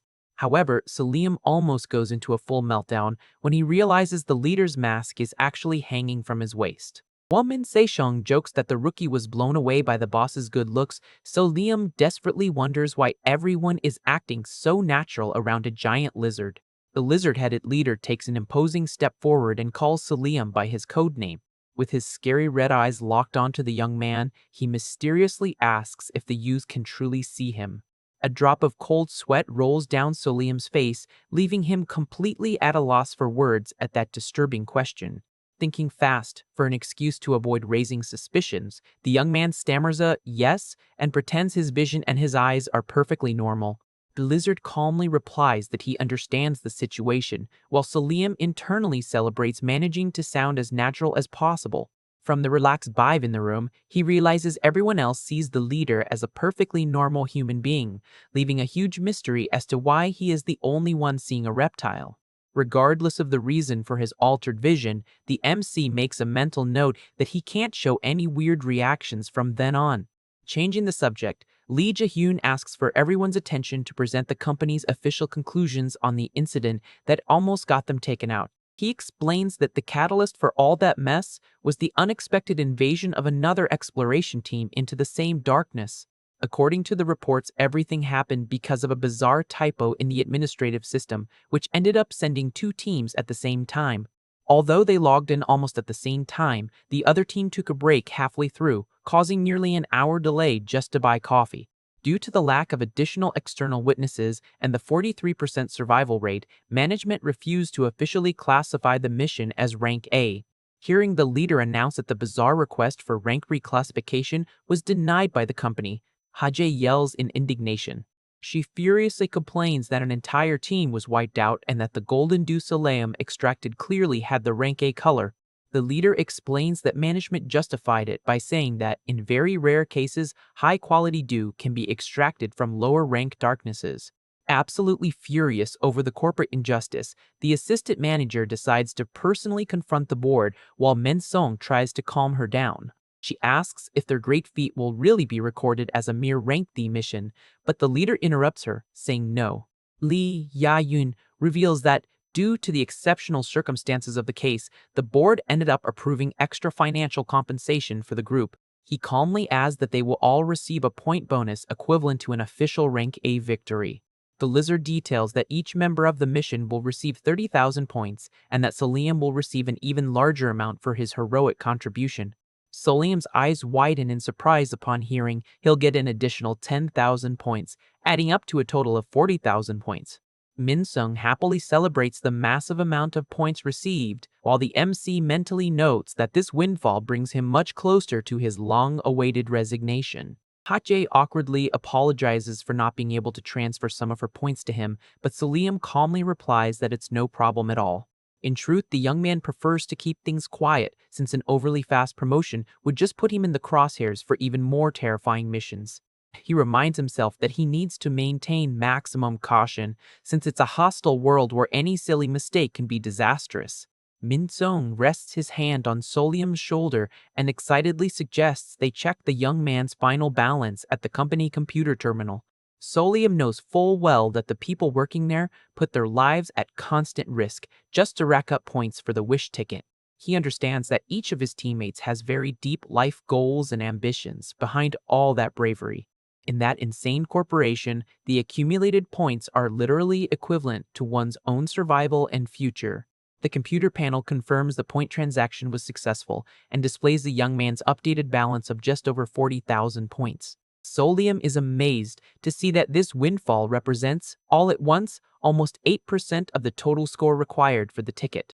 Minisung and Haje exchange knowing looks and proud smiles over their rookie's success. The assistant manager then turns toward the leader and seems to suggest they do something special to celebrate. Selim stares at them in surprise when they excitedly mention they need to celebrate their survival and the acquisition of that huge fortune. With a wide smile and under bright lighting, the assistant manager invites the whole team to a celebratory corporate dinner.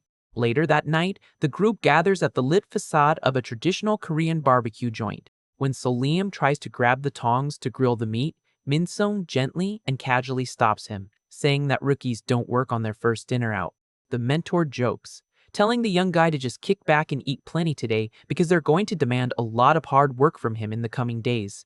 However, the real reason Selim wanted to grab the tongs was just to divert his eyes from the disturbing sight of his lizard boss licking his chops in front of the hot meat. That bizarre scene at least brought the young man the final confirmation that none of his colleagues were seeing their team leader's reptilian face. The young man takes a sip from his drink and admits to himself that the vibe of that team celebration is surprisingly pleasant. Feeling the warmth of the food and the hot drink, he takes the moment to finally release all the tension built up in his body. In his previous life on Earth, all of the guy's corporate dinners only served to exhaustingly suck up to annoying clients. He gets lost in pleasant thoughts about how long it's been since he ate in peace like that, when suddenly the leader's deep voice calls him out. The lizard stares at him seriously and straightforwardly asks if the young man already has plans on how to spend that massive chunk of 40,000 points he just got. Solium answers honestly that he's saving everything to buy the wish ticket, receiving an understanding response from his boss. The two stare at each other in a complete and bizarre silence for a few moments right in the middle of the restaurant. Taking advantage of the moment, Selim breaks the ice and asks if the superior has any useful recommendations on how to spend those points smartly. From the mechanical way the boss answered, the young man feels as if he just unlocked the control commands of a video game wizard. Selim asks directly what would be the best practical use for investing those points at that moment. The leader takes a dramatic pause and adjusts his suit vest before giving his definitive answer. Straight up, he advises the rookie to invest everything into crafting custom exploration gear. Selim's eyes widen in surprise as he didn't expect this important topic to come up so suddenly during dinner. Crafting custom-tailored weapons and suits is, in fact, one of the main hallmarks of the company's most experienced employees. This exclusive gear is crucial for agents to survive the dangers of the most difficult darknesses. With the bonus in hand, the MC realizes this is the perfect opportunity to get a major power spike in the game. Even though the company throws its employees headfirst into terrifying urban legends just to harvest magic dew, a big question pops up in Selim's mind. To prevent everyone from meeting their end in high-level darknesses without turning a profit, the corporation allows agents to craft increasingly stronger special equipment based on their ranks. Although these exclusive items don't grant absurd powers like those of the hauntings, they provide an essential boost to the wielder's physical and spiritual stats. Since the young man only knew superficial details about this crafting system from his old readings, he decides to pay utmost attention to the practical details. The next day, Hajay guides the group through the company's annex building, explaining that they keep some relatively safe and useful darknesses stored and isolated there. She cites their office radio as an example, which is actually a tamed darkness capable of predicting people's daily fortunes. She explains that Daydream Inc. officially classifies these utilitarian anomalies under the special Twilight Grade category. Even though they are technically part of Renki, these phenomena receive their own label for being extremely useful in crafting and supporting field teams. Hashe reveals that it is possible to create custom gear utilizing the unique properties of these tamed darknesses, which Lee Ja-hyun confirms right after. Solium racks his brain to try and remember what the three main Twilight Grade darknesses the company used for this purpose were. He remembers the three cataloged options and anxiously wonders which one his division was about to use that day. Stopping in front of a massive reinforced metal door in the hallway, Hajay signals that the person in charge of the sector has finally been spotted. Minson flashes an excited smile of anticipation, while Solium peeks curiously to see who was behind the counter. The young man is faced with a mysterious figure wearing a dark hood and sunglasses behind the information desk, wondering if that is really a standard employee. Minson politely introduces himself as a member of Group D and formally requests access clearance for Twilight Grade Darkness number 99. With a loud metallic unlocking click, the heavy security door begins to open before them. A long, gloomy hallway lit by harsh bluish fluorescent lights stretches out in front of the group. They finally reach the end of the tunnel and stop in front of an armored metal hatch marked with the number 99. Solium takes a step forward and closely observes the details of the mysterious installation revealed inside. He recognizes the Gentle Seed Kit, a mystical machine capable of merging and cloning objects as if they were plants, using moonlight as a power source. The mentor happily explains that this machine merges the properties of two different items placed inside to spawn a completely new object. The young man asks if they need to spend points to use it, and the assistant manager confirms that using any tamed anomaly in the annex requires an activation fee. Solium almost chokes in surprise when he hears Hajay reveal that each use of that machine costs exactly 1,000 points from his balance. He indignantly asks if Daydream Inc. itself shouldn't cover the costs of tools so essential to their employees' safety. Minsong smilingly explains that assistant managers get 2 free uses a year, making the young man reconsider whether he shouldn't actually gun for a quick promotion. The leader asks what Salim's decision will be, leaving the youth deep in thought over the pain of blowing 1,000 points all at once. However, Salim figures that if the experienced Lee Jae-hyun recommended using that machine, he must surely have an excellent strategic reason for it. He realizes that following the advice of a surviving veteran is the best choice to increase his own chances of making it, and agrees to run the test right away. As previously explained, the guy focuses on the fact that the new item will inherit the main traits and special abilities of the 2 sacrificed objects. Since he had already read all about the subject in the exploration logs, he knows the ideal move is to pick materials that already possess useful mystical capabilities.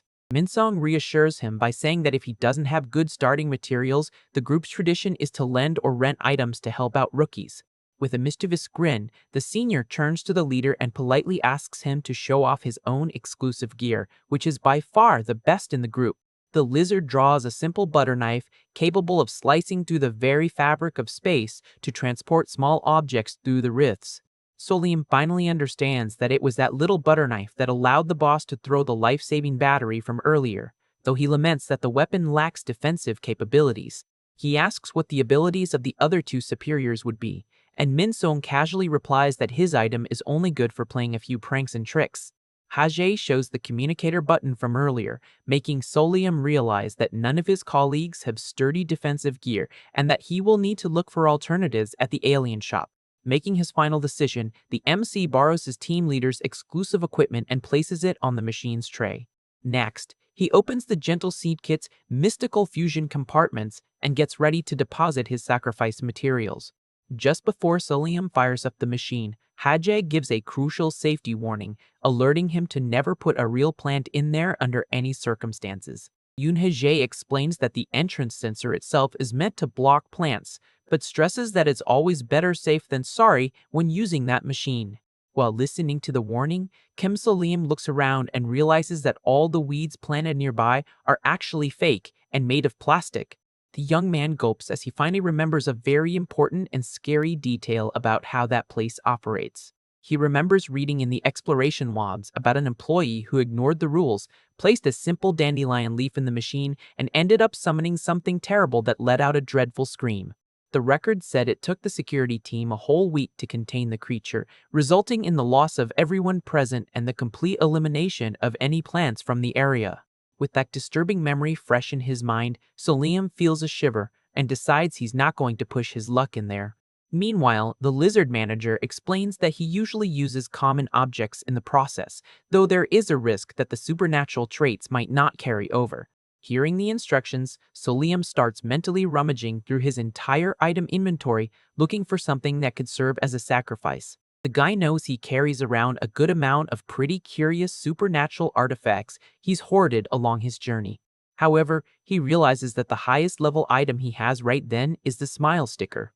Instead of burning his best item, Salim decides to pull out of his pocket a mysterious silver coin he bought at the alien shop. The lizard boss asks what that is, and the guide just brushes it off, saying it's merely a travel souvenir that he has a good feeling about. Park Min-sung looks at the coin and comments that the object seems quite solid and easy to carry, approving of the rookie's choice. Solium notices the reptile boss's piercing gaze and wonders if the leader suspects that the coin actually hides some very unusual mystical properties.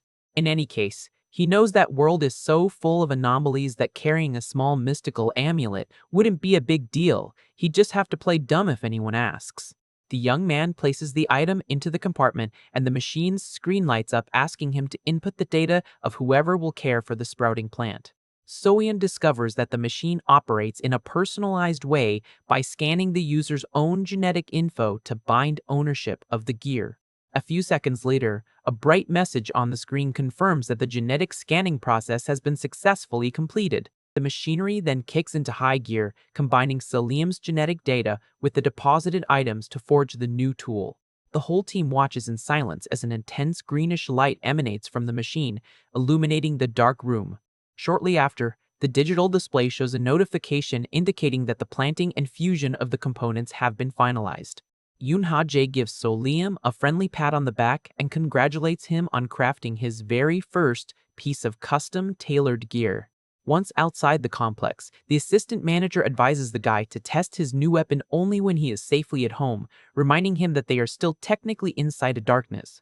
With a tired smile, she praises the rookie's effort and tells him to go straight back to the dorms to rest because the next day promises to be packed. The sound of the door closing echoes through the silent hallway as Salim finally enters his room. Alone and exhausted in his room, the young man sits on his bed and lets out a sigh of relief for surviving yet another insane day of work. He starts to analyze the result of the fusion between the lizard boss's butter knife and the mysterious coin. That weird silver coin he'd bought at the space shop served perfectly as the base element for crafting the weapon. He stares at the new custom coin, which now features the mysterious design of a palm engraved on its shiny surface. The guy examines the object closely and confusedly wonders how on earth he's supposed to use an item with such an unusual shape. He even breaks into a cold sweat thinking about the terrible possibility that the machine glitched and spat out a useless toy coin after he blew 1,000 points in one go. Determined to test the piece's functionality once and for all, the young man grips the coin firmly between his fingers. Thinking that maybe the item's secret lies in its shape, Solium decides to flip the coin in the air to see what happens. The moment the coin starts spinning in the air, a mysterious, translucent, spectral hand appears out of nowhere, floating underneath it. The young man watches in bewilderment as that white, ghostly hand materializes right in front of him in the middle of the quiet room. He stares at the apparition up close, trying to understand the true nature of that strange ability he just awakened. Right then, a holographic projection lights up asking him to insert a new coin to activate the item's actual function. Solium tries using a standard 101 coin to test it, but the system immediately rejects the payment with a big error sign. He then decides to risk a 501 coin and, to his surprise, The ghostly hand gladly accepts the amount on the spot. As soon as it receives the cash, the ghostly hand starts moving incredibly fast through the air, leaving Solium spooked by the thing's agility. Suddenly, the spectral hand lunges toward the guy and sinks straight into his own open palm. The young man's eyes widen as he feels the object merge completely into his own body in a mysterious way. A completely bizarre, spine-tingling sensation starts spreading through his arms while a weird shadow forms on the bedroom floor. Right after that, a massive, creepy, shadowy hand emerges straight out of the floor beside him. Solium realizes he now wields both the white spectral hand floating by his side and the shadowy hand creeping along the floorboards. He slowly clenches his fists and realizes he's finally grasped the true mechanics and the immense potential of that new custom gear. The guy notices that the apparitions faithfully mimic his every gesture, essentially acting as an incredibly useful third ghost arm. Curious to push the limits of this new ability, he decides to run a quick precision test inside the room. Under Liam's mental command, the invisible hand grabs a floating pen and flawlessly starts writing on the paper. Seeing the perfect handwriting in the notebook, the young man smiles in satisfaction, noting that the strength and dexterity of his new phantom hand are identical to his own. Kim Liam discovers he can open doors and lids from a distance with his new ability, figuring out the power's range is about 10 feet. He notes that the summoned hand only lasts for about 5 seconds before vanishing entirely. The guy realizes his new skill is very different from the lizard boss's butter knife, which could cut the actual space between reality and the darknesses. On the flip side, he feels much safer knowing he can use this hand to interact with suspicious objects inside the urban legends without ever having to touch them directly. Satisfied with the result, Solium celebrates the success of that fusion as he sees his new item officially added to his inventory of supernatural relics. He gets comfortable on his bed and concludes that dropping 500 won for temporary telekinesis is a great bargain that makes the 1,000 invested points completely worth it. The following morning, the young man wakes up feeling surprisingly refreshed and in high spirits after the recent positive turn of events. He reflects on how lucky he got to land in a group with such reliable veterans as Park Min-seo and Yoon-ha Jae, who risked it all to help him. The guy acknowledges that he never would have gotten the crucial support from the lizard manager if it wasn't for the immense trust his teammates placed in him. Looking back, Solium feels that even though he doesn't know how many terrifying hauntings he still has to face, he now has the confidence that he'll find a way through all of them. He closes his eyes for a moment and thinks that maybe he could just hang in there and peacefully ride out that bizarre routine. However, fate seems to have very different plans for the youth's peaceful routine inside that mysterious corporation. The next day, Eun-ha Jae pulls him aside in the office while calmly sipping her coffee. She looks right at Solium and warns him, with all the calm in the world, that the next mission assigned to their team just changed drastically. An official alert starts blowing up with noisy messages and emojis in the company's communication group chat. The corporate system details that this policy shift is standard procedure that happens when an employee hits certain annual survival milestones. Solium is completely shocked to hear that, indignantly pointing out that a departmental reassignment isn't the kind of news you drop on someone on their third day of work. The assistant manager simply asks him back if he's had time to read the controversial official memo the company sent out earlier today. Checking his cell phone screen, Solium comes face to face with a bounty alert regarding the resolution of the Tuesday quiz showcase. The announcement features animated mascots flashily congratulating the team that managed to rack up 100,000 points for solving that dangerous Rank A anomaly.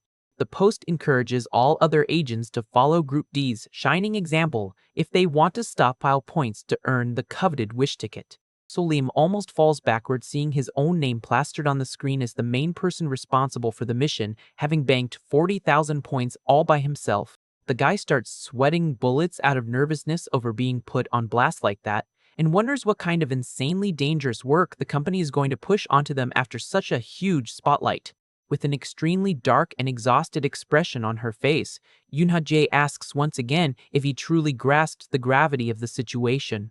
Park Min-seo appears completely depressed in the background as the manager explains that the real issue isn't a department transfer, but the actual type of work they received.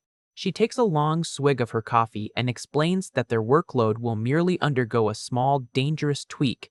Haja reminds him that, up until that point, their group only entered urban legends that already had detailed instruction manuals to guarantee their safety. Dramatically, she tears the manual paper in half and reveals that, from now on, they will be sent to face darknesses that don't have any kind of guide. Solium gulps, realizing the company is literally throwing their team into the pitch black against brand new threats with zero prior information.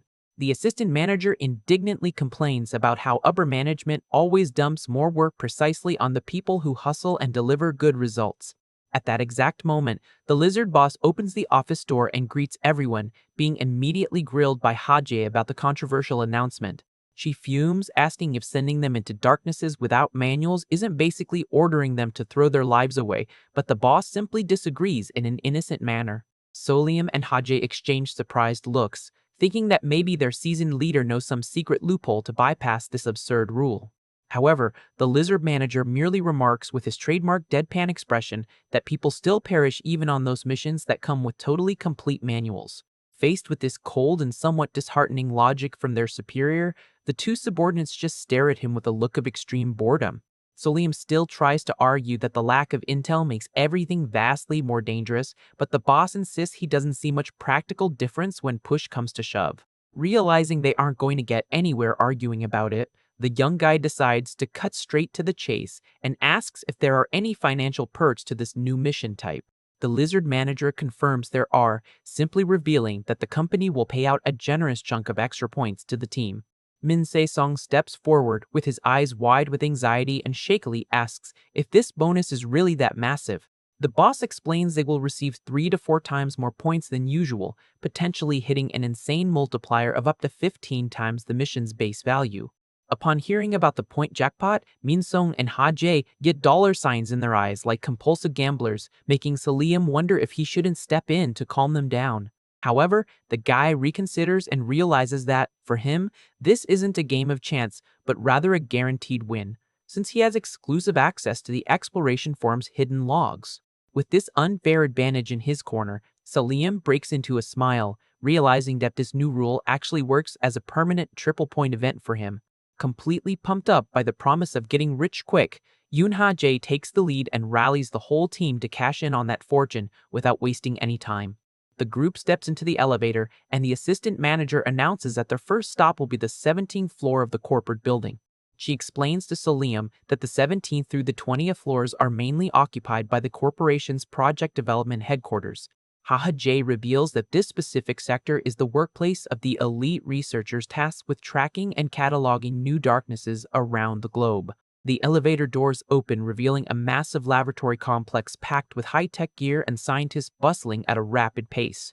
Solium walks down the halls and notices people starting to whisper about him, making him wonder if he's already become some kind of celebrity around the company. He stares at his palm and gets a strong, strange gut feeling that huge trials are about to kick off in that lab. But looking at the smiling man in the lab coat approaching them, the young man quickly realizes that this new task won't be a walk in the park either. The mysterious gray-haired scientist calmly walks towards Solium and extends his hand in a friendly manner. Solium eyes him suspiciously, silently wondering who this ridiculously laid-back guy could be in the middle of such a high-strung department. The researcher keeps a warm, enigmatic smile behind his glasses as he sizes up the young rookie. He happily introduces himself as Kwak Jakang, revealing he's the manager in charge of Research Team Number 1. Solium's eyes go wide in total shock as he recognizes Kwak Jakang's name from the reports he'd read earlier. Trying to play it cool, the guy bows politely to greet him, earning a compliment from the scientist for his excellent posture. Yoon Ha-jae leans in and whispers for him not to be intimidated, claiming that Jekang is just an ordinary manager, which leaves the youth confused since she theoretically holds a lower rank than his. However, Solium's real surprise has absolutely nothing to do with the hierarchy or the job title of that mysterious man. He grows thoughtful as he watches the researcher's overly friendly and confident posture right in the middle of the lab. The guy remembers that, according to the company's exploration logs, Kwak Jekang is one of the most frequently mentioned scientists in the initial mapping of new anomalies. He knows Jakang is an incredibly rare case of an employee described as cheerful and sociable, but he decides to keep that tidbit to himself to avoid raising suspicion. In a casual chat, The scientist amiably tells the lizard boss that they'll be seeing a whole lot more of each other from now on. Faced with the reptile leader's silent reaction, Selim wonders if the boss is also trying to figure out the real intentions behind all that friendliness. Jakung explains in detail that his research team's role is to discover methods for accessing new anomalies and that Group D's new job will be precisely to explore these uncharted locations. He adds that as soon as Group D wraps up the initial exploration and brings back the field data, the research team will finally be able to draft an official survival manual. Solium pensively concludes that, in practical terms, Jekang's team is basically the department that's going to be churning out all the dangerous work for his group. With a welcoming gesture and a broad smile, the research manager gives the members of Group D an official welcome. He directs everyone to prep their due collectors and thoroughly study both the civilian escape records and the reports from previous teams. Yoon Ha-jae gets incredibly annoyed by Jekang's preachy tone, muttering complaints about how arrogantly he talks about obvious stuff without even being part of the field team. All of a sudden, another lab-coated scientist sneaks up and grabs Solium's attention with a tap on the shoulder. Very informally, the guy asks if the young man would like to chip in on a pool and bet on what the danger rating for the new darkness will be. Met with Solium's confused silence, the researcher laughs and explains they usually run little office pools to guess the difficulty of anomalies and invites him to join in on the fun. Showing total professionalism, the guy politely turns down the invite and keeps moving without feeding into the distraction. Solium worries about the possibility of an audit catching that illegal hustle and indignantly questions how the higher-ups tolerate that kind of behavior without doing a thing. Kwok Jekang just lets out a belly laugh and downplays the situation, cheerfully remarking that nobody's going to get hurt over a silly little office bet. Even with the excuse, Selim still feels that attitude crosses professional boundaries, while the lab gambler notices the guy's frosty demeanor and commends his quiet courage. Shrugging it off, Jekang walks back to his desk laughing, saying it was all just a joke to help the team blow off some steam. He opens a file folder and reassures the group, stating that this new anomaly isn't a matter of life and limb, since many ordinary civilians have managed to wander in and escape without a hitch. The scientist reveals that the government's disaster control agency is constantly demanding the closure of that darkness, giving the planning team a massive headache to cover the whole thing up. Park Min-son hands the reports over to Solium so the rookie can get familiar with the data for the mission they're about to start. Trying to calm his nerves, Solium repeats to himself that if so many civilians manage to escape, the danger level of that darkness must be low, probably around rank D. However, a chill runs down the guy's spine and his spiritual horns react the second he reads the report's title about a video broadcast involving clowns. Kwakwap Jekang holds up a tablet with a video player open and asks the group to pay close attention to the recorded footage before heading out. The screen lights up, displaying the grotesque and terrifying image of a clown with bizarre makeup staring into the camera in a macabre way. Next, the recording cuts to a disturbing close-up of the creature's bizarre, toothy smile grinning right at the viewer. The image begins to suffer severe distortions and videostatic noise as the clown lets out completely hysterical laughter. The video goes into a total visual meltdown with red colors flashing furiously while monstrous laughs boom through the speakers. Without any warning, several red monstrous hands tear through the fabric of reality and lunge straight at Solium. The young man is violently grabbed by the reddish huas and realizes, way too late, just how dangerous that urban legend truly is. Jekang watches the scene in surprise as the spectral hands start dragging the youth straight into the glitched screen. The scientist waves cheerfully, wishing him a safe trip, while Solium plunges into total despair as he's forcefully pulled into the abyss. Being dragged into the darkness by the claws, the guy mentally screams, begging them to cancel that blasted triple point event once and for all. Facing the terrifying clown face zooming closer, Selim realizes he's out of escapes and will have to face the nightmare head-on. He opens his eyes in a red room and comes face to face with a bizarre mirror displaying the creepy message that the clowns at that place harbor a deep hatred for him. The youth immediately activates his reddish field mask, trying to keep his focus and rein in the panic, threatening to take over his mind. Through the slits of his protective mask, he cautiously scopes out the distorted and unstable environment around him. The guy realizes he ended up in an infinite maze made up of red hallways packed with clown portraits hanging on the walls. Park Min-sung inspects the paintings with the help of his own mask and spots an extremely disturbing detail in the images. He notices that those bizarre faces in the pictures aren't real makeup, but rather the faces of actual people whose smiles were grotesquely forced and deformed until they looked like clowns. Yoon-ha-jae scans the gloomy corridor and explains that the longer they spend in there, the more bizarre and distorted the paintings on the walls will become. Hearing the senior's bizarre explanation, Kim So-liam shakes with panic and admits to himself that he was scared out of his wits just from the terrifying entry method of that rift. To the youth's despair, the assistant manager just shrugs and calmly remarks that the environment isn't even that dark or scary. Park Min-sung casually suggests to the lizard boss that they take a 1-minute break with their eyes closed so their vision can adjust to the dim light of the place. So-liam is completely indignant, wondering if they're out of their minds to close their eyes in the middle of a sinister hallway full of clown paintings without knowing what might attack them. However, he ends up giving in without a choice when he sees that even Yoon-ha-jae accepts the group's suggestion and peacefully closes her eyes. In disbelief, the young man realizes that his teammates and the lizard boss simply do not possess the slightest sense of fear or self-preservation in the face of danger. He concludes that the veterans of this place are the kind of people whose adrenaline only kicks in when they're in actual extreme danger, finding any standard horror movie an absolute bore. Reviewing the mission manual, Ha-jae comments that things will get dicey if the portraits start to move, reminding them that poking the wrong paintings will cause crawling creatures to pop out and chase them. Min-sung optimistically adds that some civilians who went missing there managed to return to reality through empty picture frames scattered along the hallways. With a sadistic and determined grin behind his mask, the senior volunteers to poke every painting he finds along the way and run as fast as possible if anything comes out. The lizard boss greenlights the risky plan and orders them to make consecutive attempts every hour, confident that the crawling monsters will be too slow to catch them. Min-sung even tries to lighten the mood by drawing So-liam's attention to a clown with bizarre eyes on the wall, comparing the creepy painting to a classic movie poster. The mentor tells So-liam that he can go ahead and open his eyes to scan the hallway, snapping the youth out of his tense thoughts. As soon as he opens his eyes, the young man stares directly at an oval portrait showing a clown's macabre, smiling face lit by candles. He observes the details of the painting and deduces that the facial features match perfectly with the description of one of the civilians who recently vanished in the maze. Min-sung asks if the rookie would like the honor of giving that creepy painting the first poke, but So-liam calmly asks him to wait a second. With an extremely serious and confident look behind his deer mask, the guy announces that he's already cracked the secret for them to get out of there immediately.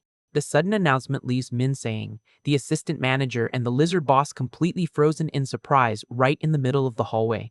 The senior stammers in disbelief, not understanding how the rookie figured out the exit in less than 5 minutes, while So-liam focuses purely on his quick escape plan to ensure his survival. Holding up his new custom coin, the MC rallies the group to execute the fastest getaway that Darkness has ever witnessed. He grips the glowing artifact firmly and prepares to activate the powers he just infused into his weapon. With a swift motion, So-liam flicks his mystical coin into the air, making it shine brightly in the dim light of the red corridor. The coin pops into magical smoke, and the white spectral hand materializes in midair, waving nicely at the group. Hacha watches the curious apparition and asks if that ability belongs exclusively to So-liam's gear. He confirms and says they will need extra funds. Next, the young man fishes a generous handful of 501 coins out of his pocket to power his summon. A flurry of fake donation notifications pops up in the air like fireworks as So-liam deposits the coins into the magic hand to buff it up. The spectral hand starts clapping happily, wrapped in glowing hearts after receiving the guy's generous payout. So-liam simply explains to his coworkers that the ghost hand is the main effect of his custom weapon and that it can be freely remote controlled using coins. Min-sung finally catches onto the plan and asks if that floating hand will be the key tool for pulling off the escape method the rookie cooked up. Making the most of the short time, the guy gathers the group and quickly explains that the portraits on the walls aren't just decorations and that there is only one single correct painting among them all. The senior concludes that all the paintings that attack and chase people when touched are, in fact, the maze's fake and incorrect paths. So-liam instructs everyone to strictly follow the physical description of the correct painting he gives them from then on, and to sprint together to find it as soon as he gives the signal. Still a bit hesitant about the rookie's unconventional plan, Min Sung whispers to the lizard boss, asking if he's really okay with taking orders from a recruit. The leader agrees without hesitation, honestly admitting that he has never regretted listening to and following Salim's strategic advice on previous missions. Min Sung stretches, excited for the upcoming physical exercise, while the MC mentally apologizes to his superiors for making them run so much. He knows that, realistically, they wouldn't even need to make a desperate dash to escape that haunting if they played the conventional way. Solium remembers that the standard escape method would be to simply stroll calmly, tapping the frames, but admits his cowardly nature would never let him do something that risky. He recalls that the slightest mistake or hesitation in front of the fake clowns would result in an instant and painful end for the invader. Focused on avoiding any tragedy, the youth hardens his determined gaze and decides the only viable option for the group is to pull off a record time escape. With less than 5 minutes clocked on the mission, Salim leads the sprint to clear the circuit of that house of horrors in the shortest time possible. The scenery around them starts spinning rapidly as the group blazes at high speed through the hallways filled with empty frames. Meanwhile, back in the safety of the lab, one of the researchers asks Jae-kong what he thinks the outcome of Group D's expedition will be. Research assistant Lee tries to keep the betting talk alive, but Jae-kong politely scolds him, asking to save that conversation strictly for the department's inner circle. Another coworker agrees and warns them to never bring up the illegal betting pools whenever members from other divisions are around. Jae-kong walks away in silence, leaving the researcher ticked off for being called out in front of the others, although he admits his real frustration is aimed at someone else. The scientist grits his teeth in pure rage, remembering the sheer audacity of that arrogant field team rookie who dared to blow him off earlier. He remembers Kim Salim's name and furiously complains about how the guy looked at him with disdain and chose to kiss up to the lizard boss instead of accepting his friendly betting invite. Typing furiously on his computer keyboard, the man vents his anger by calling the MC a stuck-up lab rat who is nothing more than a disposable guinea pig for the company. He logs into the bookie's anonymous chat, places a heavy bet predicting the mission's total failure, and secretly roots for Salam to meet his definitive end in the darkness. Before leaving the lab, Kwok Jae-kong reminds Assistant Lee that he needs to wrap up the preliminary report before clocking out for the day. The grumpy researcher Lee checks the wall clock and grumbles to himself that the field team could never escape that darkness before his quitting time. Analyzing the reports, he calls the victims idiots for watching a sketchy 5-second ad all the way to the end on the video site called Pierre Hates You. The scientist stares at the paperwork thoughtfully, admitting that a select few people actually get lucky and make it out of there in one piece. According to the testimonies of the rare survivors, the only known way back to reality was to step through the empty frame that the clown itself had escaped from. However, since the maze constantly shifts appearances and witnesses give completely different accounts, the only practical method for finding the way out would be through exhaustive trial and error. The researcher knows that the normal process requires waking up the clown from the painting, losing its trail, or even defeating it in combat to push forward. With satisfaction, he pictures the field team running frantically through the dark hallways until their physical energy is entirely spent. Wearing a sadistic grin, Lee savors the idea of the group running around in aimless circles and that, for sure, at least one or two of them will end up completely doomed. While the envious scientist secretly roots for a tragedy, the lab door suddenly swings open with Park Min-sung cheerfully announcing that the mission is complete. Researcher Lee's eyes bulge and he freezes completely in shock at seeing the team back so early. Without understanding absolutely anything, he watches the veterans warmly congratulate the rookie Salim, offering coffees and snacks as a reward for his unbelievable feat. Lee checks his watch in despair, realizing that only 26 minutes have passed since the group stepped into the blasted rift. Kwok Jae-kong pops up super excited, asking if the lizard boss's brute force method worked again, but Yoonha Jae makes a point to clarify that the credit goes entirely to rookie Salim. The guy just greets the head researcher coolly, keeping his usual calm demeanor despite all the commotion going on around him. Jae-kong is amazed by the revelation, while Min-sung insists on bragging about Salim's talent, recalling that the youth had been shining since day one on the job. The seasoned head researcher adjusts his glasses and fixes the MC with an extremely analytical and intrigued stare. Quite curious, Jae-kong asks the young rookie to share with the lab the exact logic he used to crack the exit. Solium accepts the request and starts explaining that it all began with the very title of the video ad serving as the entrance, named Pierrot Hates You. He points out that although in Korea the terms are translated the same way, there's a crucial difference between the cheerful figure of a traditional circus clown and that of a parrot. They use details that a parrot is a dramatic character of French origin, characterized by monochrome makeup and a permanent melancholic expression. Using the darkness's title as a clue, Solium brilliantly deduced that the parrot would be the single outlier painting, and that it would never attack or chase the group. To test his theory without taking unnecessary risks, they specifically looked for a black and white painting and kept a safe distance of about 10 feet. Then the guy used his mystical hand summoning skill to touch the suspicious portrait completely remotely and safely. The strategy worked like a charm, and the gloomy parrot simply vanished from the frame without causing any fuss or danger. Solium wraps up his explanation simply, making it clear that this was the entire mystery of that urban legend. The entire research team's jaws drop as they realize the recruit unraveled such a complex mechanic on his very first run through the maze. However, Jaekong takes an intrigued pause and locks his green eyes piercingly on the young employee. He questions how Solium managed to distinguish the Pierrot's colors in the total darkness of that sinister hallway, since any light would cause the clowns to attack. Solium humbly deflects the focus and explains that this part was easy because the lizard boss himself was able to see and identify the painting in the gloom without breaking a sweat. Remembering his reptile leader's absurd and terrifying night vision, researcher Jaekong just lets out a sigh of understanding. Solium takes the chance to hand over the notebook he used to draft the provisional manual, while Min Song insists on giving all the credit to the rookie's brilliance. Jaekong flips through the pages, impressed to see that the recruit had structured that whole perfect theory based solely on the mission's prior info. The boss congratulates the guy for putting together the manual's prototype so quickly, leaving the envious researcher Lee Green with jealousy and frustration off to the side.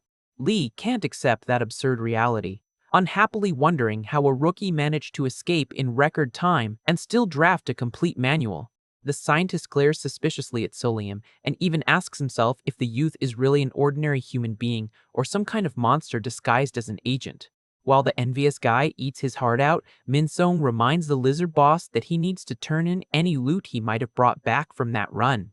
The reptile leader raises his hands and starts unfolding a mysterious white fabric in front of the group's watchful eyes. Min Song laughs and explains that since the painting's clown tried to run away in fear when he got spotted, the boss just pounced on the monster and forcefully captured it while it was crawling backward. Seeing that bizarre scene, researcher Lee concludes in horror that the rookie and the team leader are actually a duo of ruthless monsters that have remarkably similar vibes. Intrigued, he wonders if those two bizarre agents might be relatives or distant cousins in some way. Meanwhile, the head of research steps up and asks Solium if the young man already has a professional business card, but the lizard leader intervenes, explaining that the recruit's cards haven't been printed yet. Jaekong gives an enigmatic smile as he catches the misdirection attempt and whispers to the MC that he is obviously interested in another, much more valuable kind of resource.